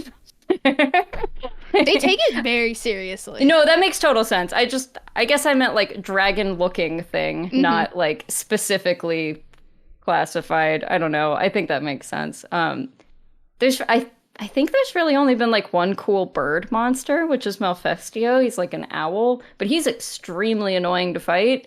He like has this weird thing this weird attack that makes you that inverts your controls. So you just like move. Oh backwards. My God! So I can barely use the controls normally. Well, I got to a point where I was like, rather than curing myself of that, because you can like cure it, I just learned how to play backwards. I was like, screw it. I'm just gonna play backwards and keep fighting. That's such a Monster Hunter player thing to do. Just like putting in impossible wall against me is like, I'll just learn how to play it backwards. I think that'll save me time in the long run. Sarah, are you involved, speaking of the localization world, were you involved in the naming of them in Monster Hunter World for skid marks for the track on where you're supposed to go? Because that's a really bold choice. What I remember from the localization on that game is like that was one of the first times they came like head to head where they wanted all the terminology to be the same across like all of the games, Japanese and Western. So I don't know. That's probably was a direct translation. But yeah, I remember coming, like a lot of the monsters, the names are the same in Japanese and in English, starting with that game. Oh, okay. Time Which to is why unify it. there's some weird monster names. Yeah. Which ones stand out to you? I don't remember. I remember there was one specifically, but I couldn't tell you now. It's Okay. been like Like- 10 years. Like Val Hazak or something. Yeah, there's a few of 'em. That struck out to me as a weird one. Also, that one's a super cool monster. He's like a dragon made out of flesh. My favorite type. Rotting flesh, not like fresh flesh like we are. Ew. I know Ooh. my favorite one is the Paolumu. I was I just think- looking at that one. Yeah. I think it was a world. cute. Yeah, it's one. World. Yep. It's the cutest monster, I feel like, by far. But the issue, my one issue with Monster Hunter is like, it's about killing the same monster over and over and over and over again. Right. And I really wanted the armor that this adorable monster dropped. Yeah. Because it's an adorable armor. And by like the 10th time I had killed it in cold blood and still not had enough pieces to craft my set because they kind of got to drop them to you. So you're like, I just need like your talon. I just need like, just give it to me and the murder it can stop. But by like the 10th time, I started to feel bad. I was like, It okay, takes this 10 is times. just too much. Yeah, it doesn't have to be that Who's damn the cute. real monster in Monster Hunter? Maybe they should be called humans. Yeah, that snake watching us in the Backstage Pass chat, that is the puffball bat one, if you remember from World. Yeah, that thing was awesome. I do remember that armor looking great. Travis and Fargo writes in, and they say, hey, has anyone checked out that new Nintendo Music app? My expectations for it were pretty low, but it's kind of neat. It was nice having an excuse to listen to the Metroid Prime soundtrack, which is my favorite of all time. Also, perusing the soundtrack selections feels exactly like navigating an emulator menu. Yeah, we barely touched on this at the end of the last episode of the podcast because it was just dropping there. But has anyone else checked out this app thing? I was like listening to what is it, Pokemon Scarlet and Violet, Yeah. the soundtrack, because I'm pretty sure the Area Zero is like one of the last areas in the game. I think Toby Fox of Undertale, he wrote some of that music. Yep. And it's just so good. It's a thing where like Nintendo has been copyright claiming a bunch of their music on YouTube over the past few years. Like they would go in and then they wouldn't care and then they would go in again, and I think like there was one particular person that was uploading them that got like hit really hard a year or two ago. And it was always a thing where I was like, it is fully in your right to do that, but it really sucks when like, let me listen to it somehow. Right. So I'm glad this exists because I'm like, even if it's stupid, even if it's in a different app and I'm kind of annoyed that I got to switch over to this whenever I want to listen to like specifically one soundtrack, I'm glad they're at least using it in some way. Yeah, but at the same time, you could find it on YouTube still faster than it would take to even boot this app Yeah. up. But it does have a couple interesting things. Like, you know, I like that you could extend the time for all the tracks. You can kind of like automatically loop it. I love that they have a whole section for just like Wii music. I think that's awesome. Yeah. Then again, I booted it up and I was like, are you kidding me? Like the fact that I'm trying to look at like by system, there are just so few games in here at this point. It is like, feels like the very launch of like Nintendo Switch Online stuff. There were like 2 Super Nintendo games, period. It's like, what are we doing, Nintendo? I wanted to listen to older Animal Crossing music, but it's like, nope, you get New Horizons and you'll like it. And I was like, I won't actually, because the music's better in the older ones. So it's a weird double-edged thing of like, ugh, I guess if we're already paying for the online subscription, we get it for free and that's fine. The selection is embarrassingly small. And as far as I can tell, is there not just like a shuffle all option? You can like save songs, I think. And Okay. then, Okay. Like that's- in like yeah. your favorites and then shuffle some of them. So I guess you could go through and save every Cool. song. I'm gonna love doing that. That sounds great. So, anyways, I'm disappointed by it overall, but at the same time, this is a weird specific thing. But like, we have a Bluetooth speaker up in like my kid's playroom, and every time he's up there, I've been playing the soundtrack to Donkey Kong Country 2. I love that soundtrack, and such a weird specific thing. Sarah, don't wince in horror. What are you doing to It's him? an amazing, So fun funny. soundtrack, and it sounds like the Hook soundtrack. And so it's a weird thing where then like the first game that they added after this thing's launch was Donkey Kong Country 2, and I was like, well, all right, now I can have Diddy's Conquest music playing through the official Nintendo app. So they got me there, I guess. And it's a joyous time, Sarah, and you can come over and play with us whenever you want to.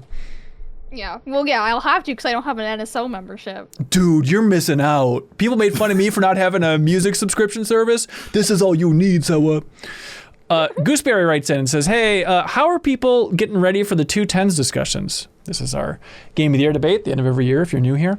Each year gets better and better. Thank you. We just add more and more people is our secret.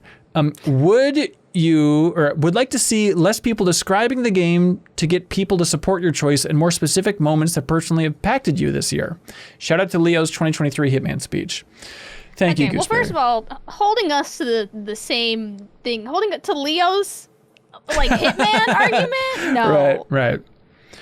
So if we all just come in swinging as hard as the Hitman argument, it'll be a great discussion and everybody wins. Please come with the most emotional argument possible. Right, yeah. For a game that nobody but you's played.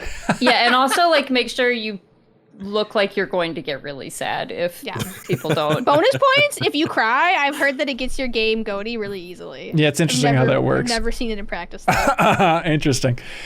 Kelsey, how are you preparing for this thing? Well, see, I thumbs up this question because I really wanted to hear what your strategy is for it, because I am struggling, even though this is, I don't know, my third year doing it, I think. I don't remember. But this year has been I know we say this every year, it's such a good year for games, blah, blah, blah, but I have 4 or 5 games tied for first place right now. Wow. It's rough. I really don't know. Even just if you get to a small category, if you're just indie games, I'm okay, I have 9 that are all way up there for me. I don't really know how to organize this into I think I've got my blob. The actual ranking part is going to be really, really difficult. And so I've just been trying to write down as much information as I can. I just started a Google Doc, and I'm just trying to barf all of the information in there and hope that it starts to shape at some point. But if you have a scientific method, I would really love to hear it. No, I think that's a good way to put it. It's just I have Google Docs for every podcast every week, and so it'll be, here's my Like a Dragon notes.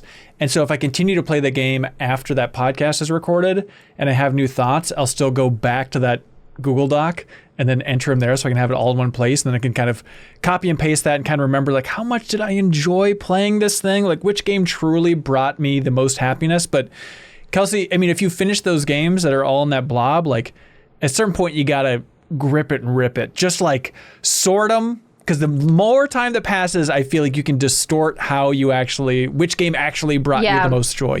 With time can do a really funny thing. Like a Dragon's such a good example because the first 80% of that game is so freaking good. One of my favorite games of this, the last few years. But it doesn't resolve very satisfyingly. I'll put it that way. I was not I think it falls flat, and because this is such a strong year, being super good for 80% of the game might knock you down several places. Oof. It might knock it down pretty far, just because everything else, you have to start being weirdly harsh with games you love, I guess.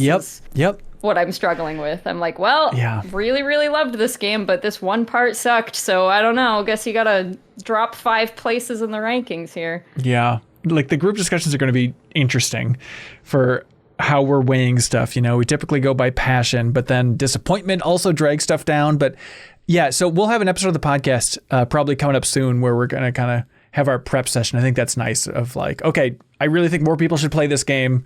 Kelsey, you need to play this, yada, yada, yada. And I think that'll help for everybody. But yeah, we're really getting down to it. There's so many games I want to get through, and I'm halfway through 1 million games. And so I'm really having a tough time with that idea of Plucky Squire, I'm 70% of the way through. It's I just need to blast through that and finish that. At the same time, I think I liked it the most. And so I like it, but even having that crack to 210s when other people are disappointed by it, it's like, do I need to factor that in? Of like, I want to finish that game, but maybe it's foolish when there's so many other games to play that I could actually add to the debate more instead of going to bat for Plucky Squire in the 210s and getting shot down hard. And so we're in the end game now, folks. Like, we need to start figuring out where should our time go for the most effective conversation. Because if it's something that's an upper crust bubbler, maybe you just have to realize you can't play it. Like, or you can if you want to, obviously, but like, it maybe won't be the most effective use of your time if all that matters in life is the 210s, which, Sarah, I think we all agree is the case. Yeah. Yeah, for sure. Oh, yeah. I do think, like, what would be helpful for me at this point, and it sounds like this is already in the works, but yeah, I need to know, like, what's something that's in, everyone's top 5 that, like, only them and maybe one other person has played, because, like, that's the stuff I really want to make sure that I have an opinion on. Yep, for sure. There's going to be a lot of those. Travis in Fargo writes in again. You dirty dog, Travis. Hey, Travis. Hope your keyboard still works for all the emails you're writing to podcasts out there. So Did you have to pause to think of a diss? Because it kind of sounded like you're waiting for someone in the room to reply to you, and then you kept talking. I live with Travis in Fargo. Should I mention it? So for the Minneapolis contingency, Travis, have you heard any juicy scuttlebutt on the season of Love is Blind that was filmed in Minneapolis? What bothers me so much is they wrapped filming like several months ago. Yeah. And I know they wrapped filming because like my entire TikTok feed was just people posting about where the Love is Blind people are staying, where they're going. Someone was like, I just had a spin class with like a couple who I think was on Love is Blind. So it was all over the place. And it's like, I just can't imagine waiting this long just to find out if they're still together. Like, have you broken up by now? Like, when I watch it, it's going to seem in real time. But you'll have been broken up by now, probably. It's so weird. I had that same thing. So they filmed in Seattle, too. I've watched 3 seasons of Love is Blind. I wasn't going to watch after the first one, but then I can't remember the order, but I think they went to like the Dallas-Fort Worth area, which is where I grew up. And I was like, okay, well, I got to watch that. And then they went to Seattle, and I was like, okay, well, I got to watch that. We will track you to the end of the earth, yeah. But yeah, the Seattle one especially was really disappointing to me because half of those guys were from Portland. And I was like, well, that's not what you... Yuck. You said Seattle. But yeah, it's very weird. It's a weird cultural moment when it comes to your town. Like it really is like, the Seattle subreddit, like they're talking about all the different, like, here's all the locations they visited. Like, we identified every restaurant they went to and everything. And it's just I don't know. It's very entertaining. I'm curious how you guys feel about it in Minneapolis. Embarrass us. Like, I feel like they're going to be so boring. These are Midwesterners we're talking about. My favorite part of the DFW one. My favorite part of the DFW one was they went on a romantic boat ride in like Irving, which like we don't have water in the DFW area of Texas, so it was just like this like horrible tiny fake pond next to a giant apartment complex, and they were trying to make it look romantic, and it was just the dumbest looking thing. Felix Davin writes in and says, "Hello, Mix Man." Here's the thing, Felix. I have read thousands and thousands of community questions. I don't think a single person has called us Mix Man before, so thank you. It's a gift. With 2 X's? Wait, yeah, can you of course. explain? What does that mean? I think they just swapped it. They just swapped some letters around. Like the MinnMax Mix Man. Yeah. Okay. Is it passing your test, Kelsey? Sure. Okay. So Felix says, hey, do you have a regional or national acuity when playing a game you know little about? As in you're trying a new indie game and your expert senses will wiggle with this feels like a game from Latvia or Germany or the United States or Brazil, etc. Japan might often be too easy to pick up, but is it? Felix, thank you for writing in about this. There's nothing I love more than trying to figure this out. And I think a lot of it comes from like traveling so much back at Game Informer and visiting all these studios is like, I love figuring out like, how does the location of this studio and where it's at in the world or in the US or in Canada, how does that impact the game? Like that is just such a fun riddle. So I love the idea of playing games and trying to be like, what does this feel like? What country would I guess this is from? Does this feel European? Is it Spanish? There's something going on here. That's my favorite thing. But then also just like the trivia of like, this studio, where is this studio on the globe? Like, nothing I love more, other than my family, but nothing I love more than trying to figure out the geography of game studios. I think it's super fun. Like, Kelsey, a big one for me this year was playing 1,000 Times Resist. And it's like, where is this from? Like, it's a tough game to read. Sarah, did you play that game? Do you have thoughts on where you think that's from? Yeah, wasn't it set? Part of it was like set in Canada, right? There we go. Yeah, I thought it was pretty explicitly set in Canada. Well, there we go then, of course. It was about Canadian immigrants. I couldn't keep track. I only played the first like hour. Please leave me alone. But, I think they literally were like, now that we're in Canada. And I'm saying it's such a fun riddle. What do they mean by that? But you're gonna have to finish that game because I think it's gonna be I think an it upper is. crust bubbler. Oh, I think it's a lot higher than an upper crust bubble. Yeah, it's shooting through the upper crust with a rocket pace. No bubbles here. That's right. So if anyone wants to write in with game development studio geography trivia, I'd love to hear it. Mr. Buttons writes in and says, hey, the Silent Hill 2 remake displays a bunch of stats at the end of your playthrough, one of which is how many times you open the map. Are there any specific stats you wished a game had tracked for you? I want pause menu time. I want like a pie chart of how much time I'm in the game and how much in the pause menu. Yep. Because playing Metaphor Fantasio and then also every Persona game, I just feel like I spend so much time in the menus moving stuff around.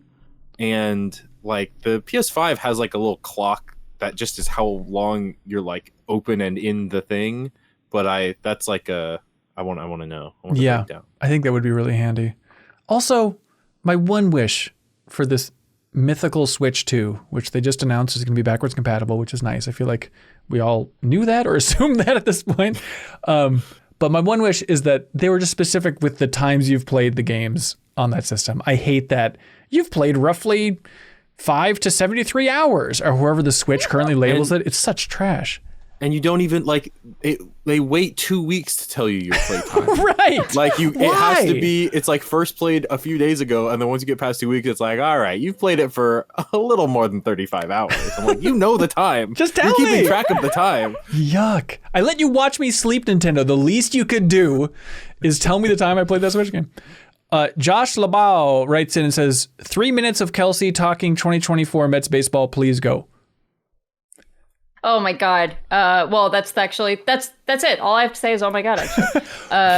Actually, that was the name of the song. So we had a second baseman who was also a Latin pop star who wrote a song called Oh My God, and then they made a sign that said OMG, and they would hold it up and take a little picture after every home run. And now that sign is going to the Baseball Hall of Fame, and it was just it was great. There was an on-field concert after we beat the Astros, and we just kind of like danced on their grave and held a concert.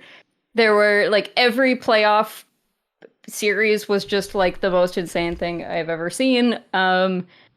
This is the most. I went to the 2015 World Series, and this is still the most fun I've ever had as a Mets fan. What is happening? We didn't make it to the World Series.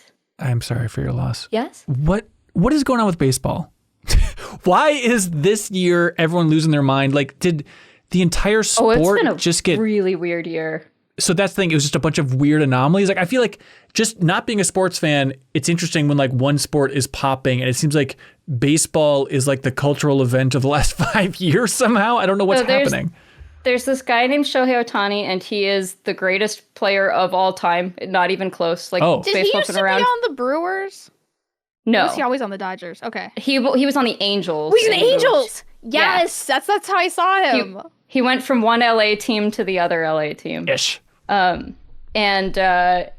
just, I mean, like better than Babe Ruth, better than Hank Aaron. Like, you name a baseball player, he's better than them in every way. I don't know, Babe Ruth pointed once, so I think I have to give him the nod. I see. When there's a candy bar called the Ohtani, then we'll know.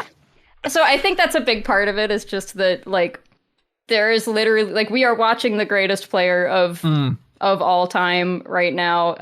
And also his his interpreter is going to prison like forever because he stole like $14 million from him. Oh, that guy. And his interpreter was his best friend, and he gambled away $14 million of his dollars.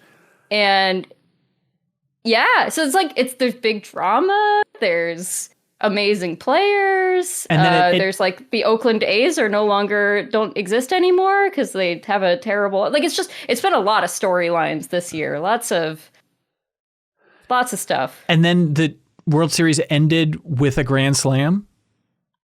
Game 1 of the World Series ended with a Grand Slam. And that was like one of the rest of the World Series kind of sucked, but that first game was really, really good. All right. I don't know. I just think it was such a ridiculous season, and I hope it got more people into baseball because it's a cool sport. And it's, the thing I like to say to people who aren't big sports people is like, if you just learn a little bit, like you will find, and just, your local team, whatever, learn a little bit about it. Like you will find your world opens up so much more. Like you can make small talk with like 200% more people now. Like you can you have something to say to so many more people. And that's such a useful, easy thing. Like you don't have to know much. You can just be like, those Twins, right? Wow. And then just like name a player, and like the other person will fill it in for you. It's fine. That seems pretty nice. Yeah, I am jealous. I was at a coffee shop the other day, and somebody just came in wearing like a Timberwolves jacket, and the owner of the coffee shop was like, "Hey, how about those Wolves?" And it was just this feeling like, God, imagine if I was cool enough to talk to the owner of this coffee shop like that and have facts ready to go. It's like, I just wish that I walked in and he's like, "What's up, Paper Mario?" Like, it'd be that equivalent. Like, I'd be so excited to jump in the fray, but I got nothing. Let's see. Tess has a killer question.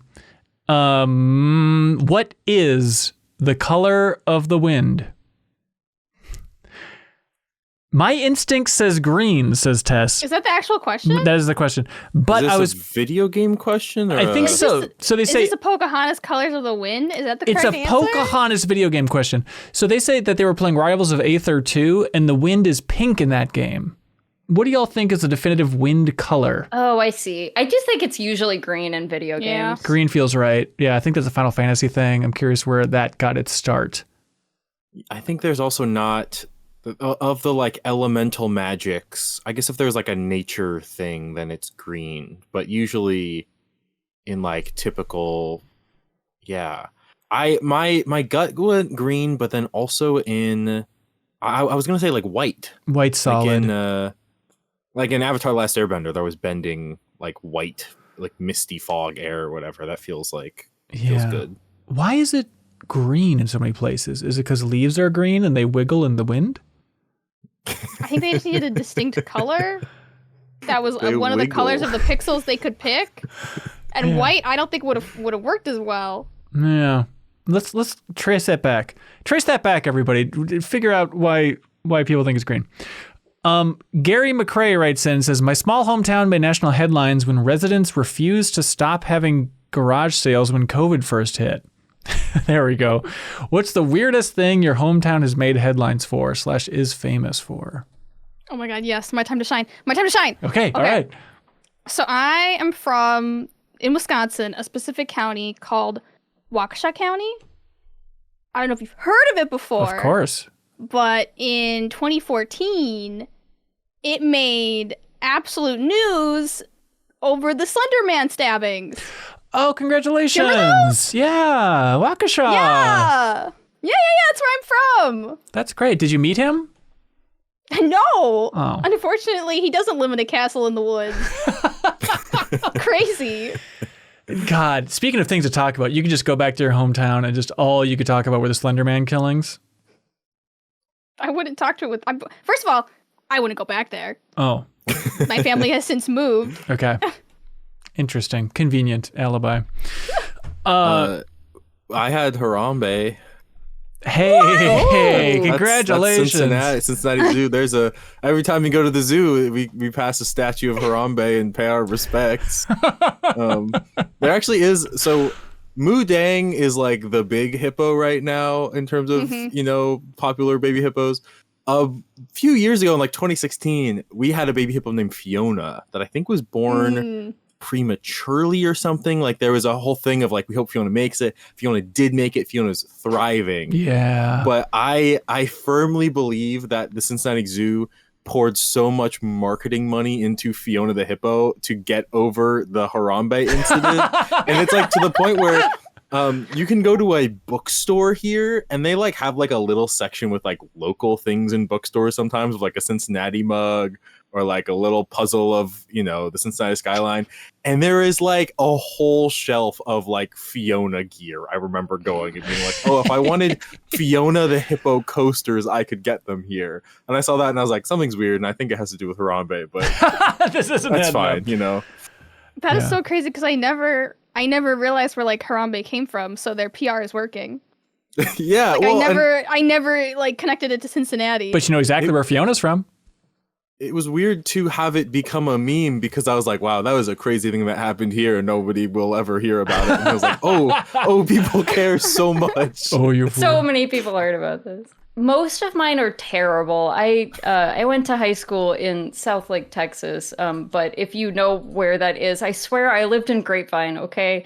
Which is not much better because it's where GameStop headquarters is, but South Lake has so many bad, like when you think of the kind of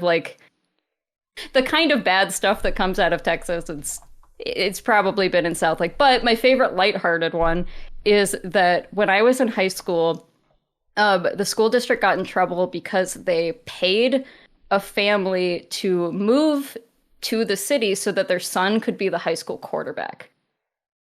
And his name was Dax with 2 X's. And you can't bribe people to go be your high school sports stars. That's not allowed. So that was a big was big news. You go to jail for that?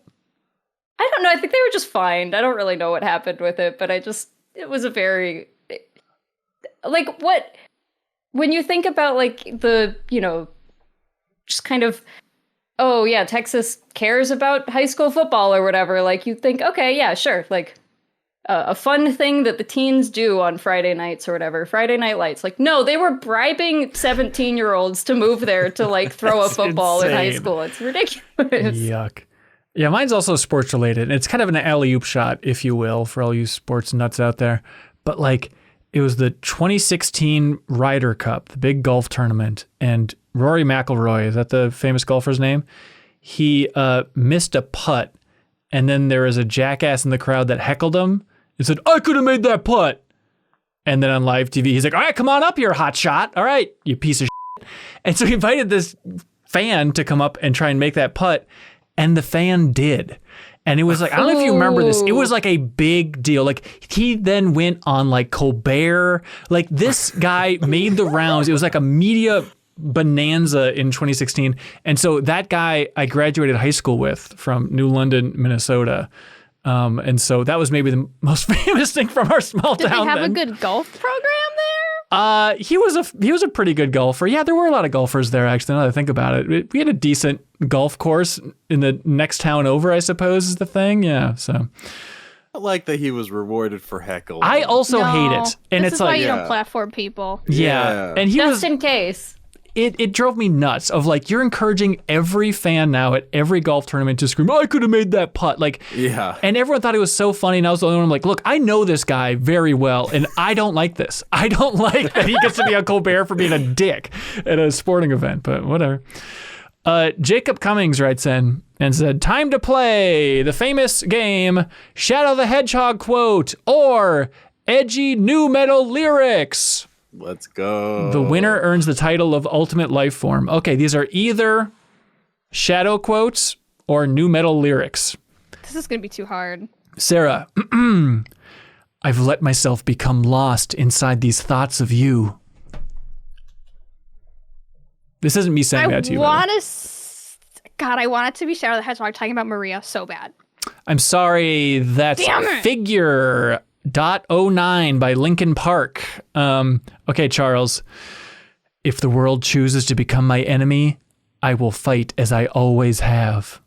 That's got to be Shadow. That's Shadow from Sonic the Hedgehog yeah. 2006. Who can forget? Let's see. Kelsey, "It is impossible to never tell the truth, but the reality is I'm getting away with murder." Wait, I think this is like a Blink-182, or like a Linkin Park lyric or something. Very warm. These are, of course, lyrics from Getting Away with Murder by Papa Roach. That's what I meant, yeah. Yeah, my Papa's Shadow. That's less that I knew that wasn't a Shadow thing, and more that, like, I'm pretty sure I've heard that in a song before. And Sarah, the last one, this is like taking candy from a baby. That's absolutely Shadow the Hedgehog. Which is fine by me. Iconic. Yep, that is a Shadow the Hedgehog line from Shadow the Hedgehog. This guy likes taking candy from a baby? Good Lord. All right, what do y'all like for question of the week? I like hometown heroes, hometown stories. That's something unique. Love is Blind got us popping. I like hometown. Color of the Wind. I'm leaning hometown, I think. Sarah? Mm-hmm. Hometown? Hometown. All right, congratulations. Hang on, why didn't you say anything, Sarah? Are you vetoing this? I said something earlier. Okay, Gary McRae, congratulations. You just won the soundtrack, or the Peaches vinyl soundtrack, thanks to iMapeIt. Okay, now it's time for something that we like to call Get a Load of This.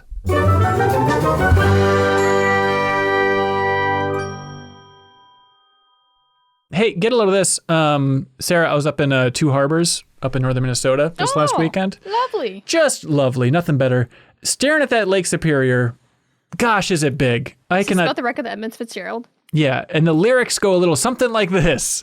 Yeah. 1,000 pounds weighed empty. Just hoping somebody had done this math, and it turns out Lake Superior magazine of all people did this math. Charles, how many years, if you took the entire world and they only used Lake Superior, the biggest freshwater lake in the world, only used Lake Superior for all of their freshwater needs, how many years would Lake Superior last? 7 billion people. It's Lake Superior is it the widest one or the deepest one? It's the biggest surface area wise. It's deep though. It's deep enough for you, old man. I'm gonna say, just based on the nature of this question, it's gonna be stupid. It's gonna be like a decade. Like it's a surprisingly long time. Okay, a decade. Does anybody else have a guess? Is it like 100 years? Is it like something very stupid like that? 2,348 years.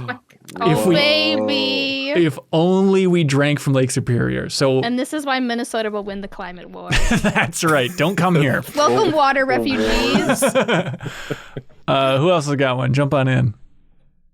Get a load of this, and this might be stupid. I just learned this week, so you let me know. You know that bath towels have a front and a back? Because I just learned this. I don't think that's that dumb. I often grab a towel and I'll use it, and then I'll stop halfway through and think, wait, is this the wrong side? So I question it all the time. I think you're fine. Okay, I just learned this at we were at my improv class, and we do like stories, and one of them mentioned like, yeah, and then my wife got mad at me because I was drying my face with the wrong side of the towel, and apparently towels have sides, and the person next to me was like, they do have sides, and I leaned over, I was like, are you being serious? Are you being serious right now? Was I not? Are you improving this right now? Was this an improv? What is happening? I feel like only if it's like embroidered does that matter. You know, like there's a front if it's got like a little embroidered seashell on the front of it or something, but like not if it's just a towel. It was just a thing where I noticed, like, now that they mention, I'm like, oh, my bath towels have a softer side on one side, and a like slightly coarser side on the other side. Yep. Welcome to adulthood, Charles. You made it. Thank you. Get a load of this. In 2026, there's going to be a women's pro baseball league. Really? They haven't announced the cities yet, but there's going to be 6 teams. And this was like just announced the other day, so there's not a whole lot of news yet. But I'm very much looking forward to seeing where that goes. I am confused that is not a thing now. I guess I would have assumed that it would be. I think there might be pro softball, maybe, but that might also just stop in college. I really have no idea. I don't know if there's like pro versus just collegiate. Right on. Cool. New team names. Enjoy. Sarah, what do you got? Wow us, please. Don't put this on me. Oh, sorry. Please, wowas. Get a load of this. There are rumors that Infinity Nikki is coming out in December, which makes it eligible for Game of the Year debates. Okay, so you're all screwed. Okay, so we should wait until the end of December before we do our 210s debate. It's so the 4th or the 5th. Okay. All right, it's gonna be tight. We can do it. Look, if we can get Indiana Jones in there, we can get Nikki in there. Nikki. Hey,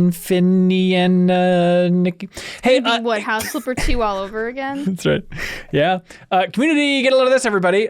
From the Discord channel, Forrest with 2 R's posted this tweet from Monster Hunter Jokes that was sharing that apparently there is a bug in Monster Hunter Wilds that causes a character to become ugly when they hold a shield. And there's image comparisons where if you're holding a shield, your face just becomes ugly. My character was pulling some nasty stank face. And I was like, can I turn that expression off? It's less like becomes ugly and more like makes the ugliest face they can. Like it doesn't change who they are. It's just like, instead of being their cute selves, they're like... Don't make faces or Ben will use them as the thumbnail. Yeah, it's just going to be fight back. Huge blown up version of that for the thumbnail. Sorry, everybody. Well, hey, that is it for this episode of the podcast. We got a lot of stuff. Bonus Pod, our Patreon exclusive podcast. If you're a $5 supporter on Patreon, you get a special RSS link. You put that in a convenient spot in your favorite podcast app, and then it just populates with a ton of bonus content from MinnMax. At this point, thousands and thousands of hours. It would take you 2,348 years to listen to all that content that's in the Patreon exclusive podcast feed. But specifically, Bonus Pod is the weekly bonus podcast. Haley hosts. She does a great job. This week, her and Sarah talked about their history with browser games, I guess is the best way to put that. A bunch of dress-up games, Barbie games, sick Neopet stuff, all that mentality. Is it the best way to put it? The golden years of the early 2000 browser games. Yeah, it was fun to hear you talk about that because it kind of just devolved into like, oh, browser games were great. And then as you were talking about it, it's like, I think you just liked having little boyfriends and girlfriends back then because everyone had their cute little couple. It's just kind of Haley unpacking years of online dating and these things. Like, well, no wonder you thought the game was great because you had a crush on somebody through it, of course. But it's very fun. And I was surprised to hear, Sarah, that whenever somebody would talk to you in one of these games, you would just hit Alt F4 and get the hell out of there. I'm still that way now. Like, nothing's really changed. Like, talk to me in real life, I'm totally fine. Talk to me through, like, an online game, I panic. Yep, that's fair. I panic, I choke. Yep. New Show Plus. Charles pitched a show about eating snacks from a gas station for your death row meal, and Jacob Geller was his guest on the first episode that's available on YouTube now. How was that, Charles? You had a big pickle and some candy? Yeah, Jacob has good taste in snacks, and it was good. I really enjoyed the pitch of the show. Is it's like Mythical Kitchen's last meals is basically what it is. I saw someone in the Discord be like, it reminded me of this. I'm like, okay, that's exactly what I was copying. But you go back and forth between like, this food means so much to me, and what do you think about what happens when you die? And I very much enjoyed blindsiding Jacob with those questions because he was never fully ready for them. I can't imagine sitting there with like my bugles on my fingers going, I like that they're like little hats. And then Charles going, and then how would you bring those into death with you? Look forward to next week's episode then. You can vote for it on Patreon. Let's see. Also, Charles has been very busy because he has been making a couple of new videos that are continuing the celebration of Game Informer. You know, we had that whole streak after Game Informer went down in flames thanks to GameStop of celebrating Game Informer with content. It kind of went dormant for a while, but we had 2 more videos that went up earlier this week on MinnMax's YouTube channel if you want to check it out. And the short story is that Dan Reichert scammed his way to visiting the Game Informer office before he worked there back in 2003, where Sarah, he just reached out to GameStop and he said, hey, can you pay me $3,000 to go film a commercial? And they said, sure. And he had no real pedigree to do it. So anyways, we digitized that raw tape that he recorded from that trip. It was just sitting in his personal archive. So we digitized that. It's available if you're at the $10 tier on Patreon. You can watch like all an hour and 19 minutes of Dan Reichert visiting Game Informer for the first time, which is weird footage to have. But the point is, he filmed this Metal Gear parody commercial, which was in terrible quality, uploaded on YouTube. Charles recreated the entire thing based on the raw tape, which is amazing, remastered it, and then also cut together a short documentary about Game Informer in 2003 from that raw tape as well, and Dan's hard-hitting interviews with the Game Informer editors. So all of that is up on MinnMax's YouTube channel. Charles, you're a real champ for pulling that off, man. Thank you. I saw one comment, and I don't know if it was the first person that said it, but they said Dan Reichert's truly the Forrest Gump of the video game media, of just how he just keeps popping up at important times. And also, I just want to say, I think this is a record-breaking amount of Charles content on MinnMax in 1 week. I think I'm on like, I don't know the number of videos that go up on the YouTube channel this week, but I might be in most of them. Yeah, and you can tell his ego's running amok because he calls it Charles content, which I think is gross, but there you go. Char checks. Never mind, cut it. Hey, cut it. Okay, all right, yeah, no problem, man. We're already cutting this entire episode, don't worry about it. Okay, also, let's see, MinnMax Spotlight. I'm editing that whole thing. It should be up on Monday, where I visited another studio for the deepest of deep dives, but not the deepest dive, you get the idea, about this game's long history. It's a real fascinating saga, and it's kind of that classic. We call it classic because we posted one of these MinnMax Spotlight videos before, but travelogue, think of it like an informative travelogue, I guess is the best way to put a MinnMax Spotlight. So I hope y'all enjoy that. Also, we come groveling, begging for your forgiveness because last week we said, get ready for our new show, Max Settings. Here we go. Fire it up. Dragon Age the Veilguard. And then Leo's computer exploded, so it had to go to the shop. But it's back from the doctor now. And so we believe the plan is the new show called Max Settings, which is brought to you by NVIDIA. That is going to be on MinnMax's Twitch and YouTube channel this Friday, showing off Dragon Age the Veilguard. I think Charles is going to be on that one as well. It's a classic Chuck's Max. Charles age. That's it. Sorry. All right, here we go, everybody. Also a reminder, the community meetup is happening November 22nd at 7 p.m. Central at Utepils Brewing. Utepils. We'll have a link in the description for you to check out and learn more about that. But we hope to see you there. Haley and Jacob will be there. We'd love to see you and celebrate in person. It'll be a grand time. No need to fly in for it. It's not the big community meetup. We're saving that for the future. But if you're in the Minneapolis area, we'd love to have you swing by and say hello. And here's another thing in the description for this podcast. If you're looking to sit back and enjoy 10 hours of people enjoying the game industry and hanging out on the beaches of LA and having a great time, we have made public the extended version of the Summer Game Fest travelogue from 2023, where Sarah and Leo met up with Janet and Anna. It's a big classic travelogue. So if you want 10 hours of just all of them having fun in LA, hanging out with Keeley, probably walking by him a couple times, hanging out with Todd Howard, he's sitting right next to you during the whole Summer Game Fest show, all that stuff. There's a link in the description for that unlisted YouTube video if you want to just sit back and enjoy for 10 hours. But that is it for this episode of the MinnMax Show. Charles, you have something you want to plug, right, sir? I do. I have started doing a private TTRPG session. So if you go to charleshart.com, you can schedule. I do like little one-shots, like Roll for Shoes, but I can also do longer stuff like D&D. This is short stuff, long stuff, advice on your campaign, whatever you want. charleshart.com, and we'll work something out. No, I feel like when we played D&D with you this year, I felt bad that the rest of the world would never get a DM as good as you were during that house. So now that you're offering it up to the masses, that's incredible. So check out that link. It is also in the description for Charles' site. All right, that is it for this episode of the podcast. Thank you so much, Sarah. Thanks so much, Kelsey. Thank you so much, Charles. Thanks, everybody. We appreciate the support. We'll be back next week, as always. Be good, have fun, let's go. Ish, Sarah, ish. Don't make them kiss.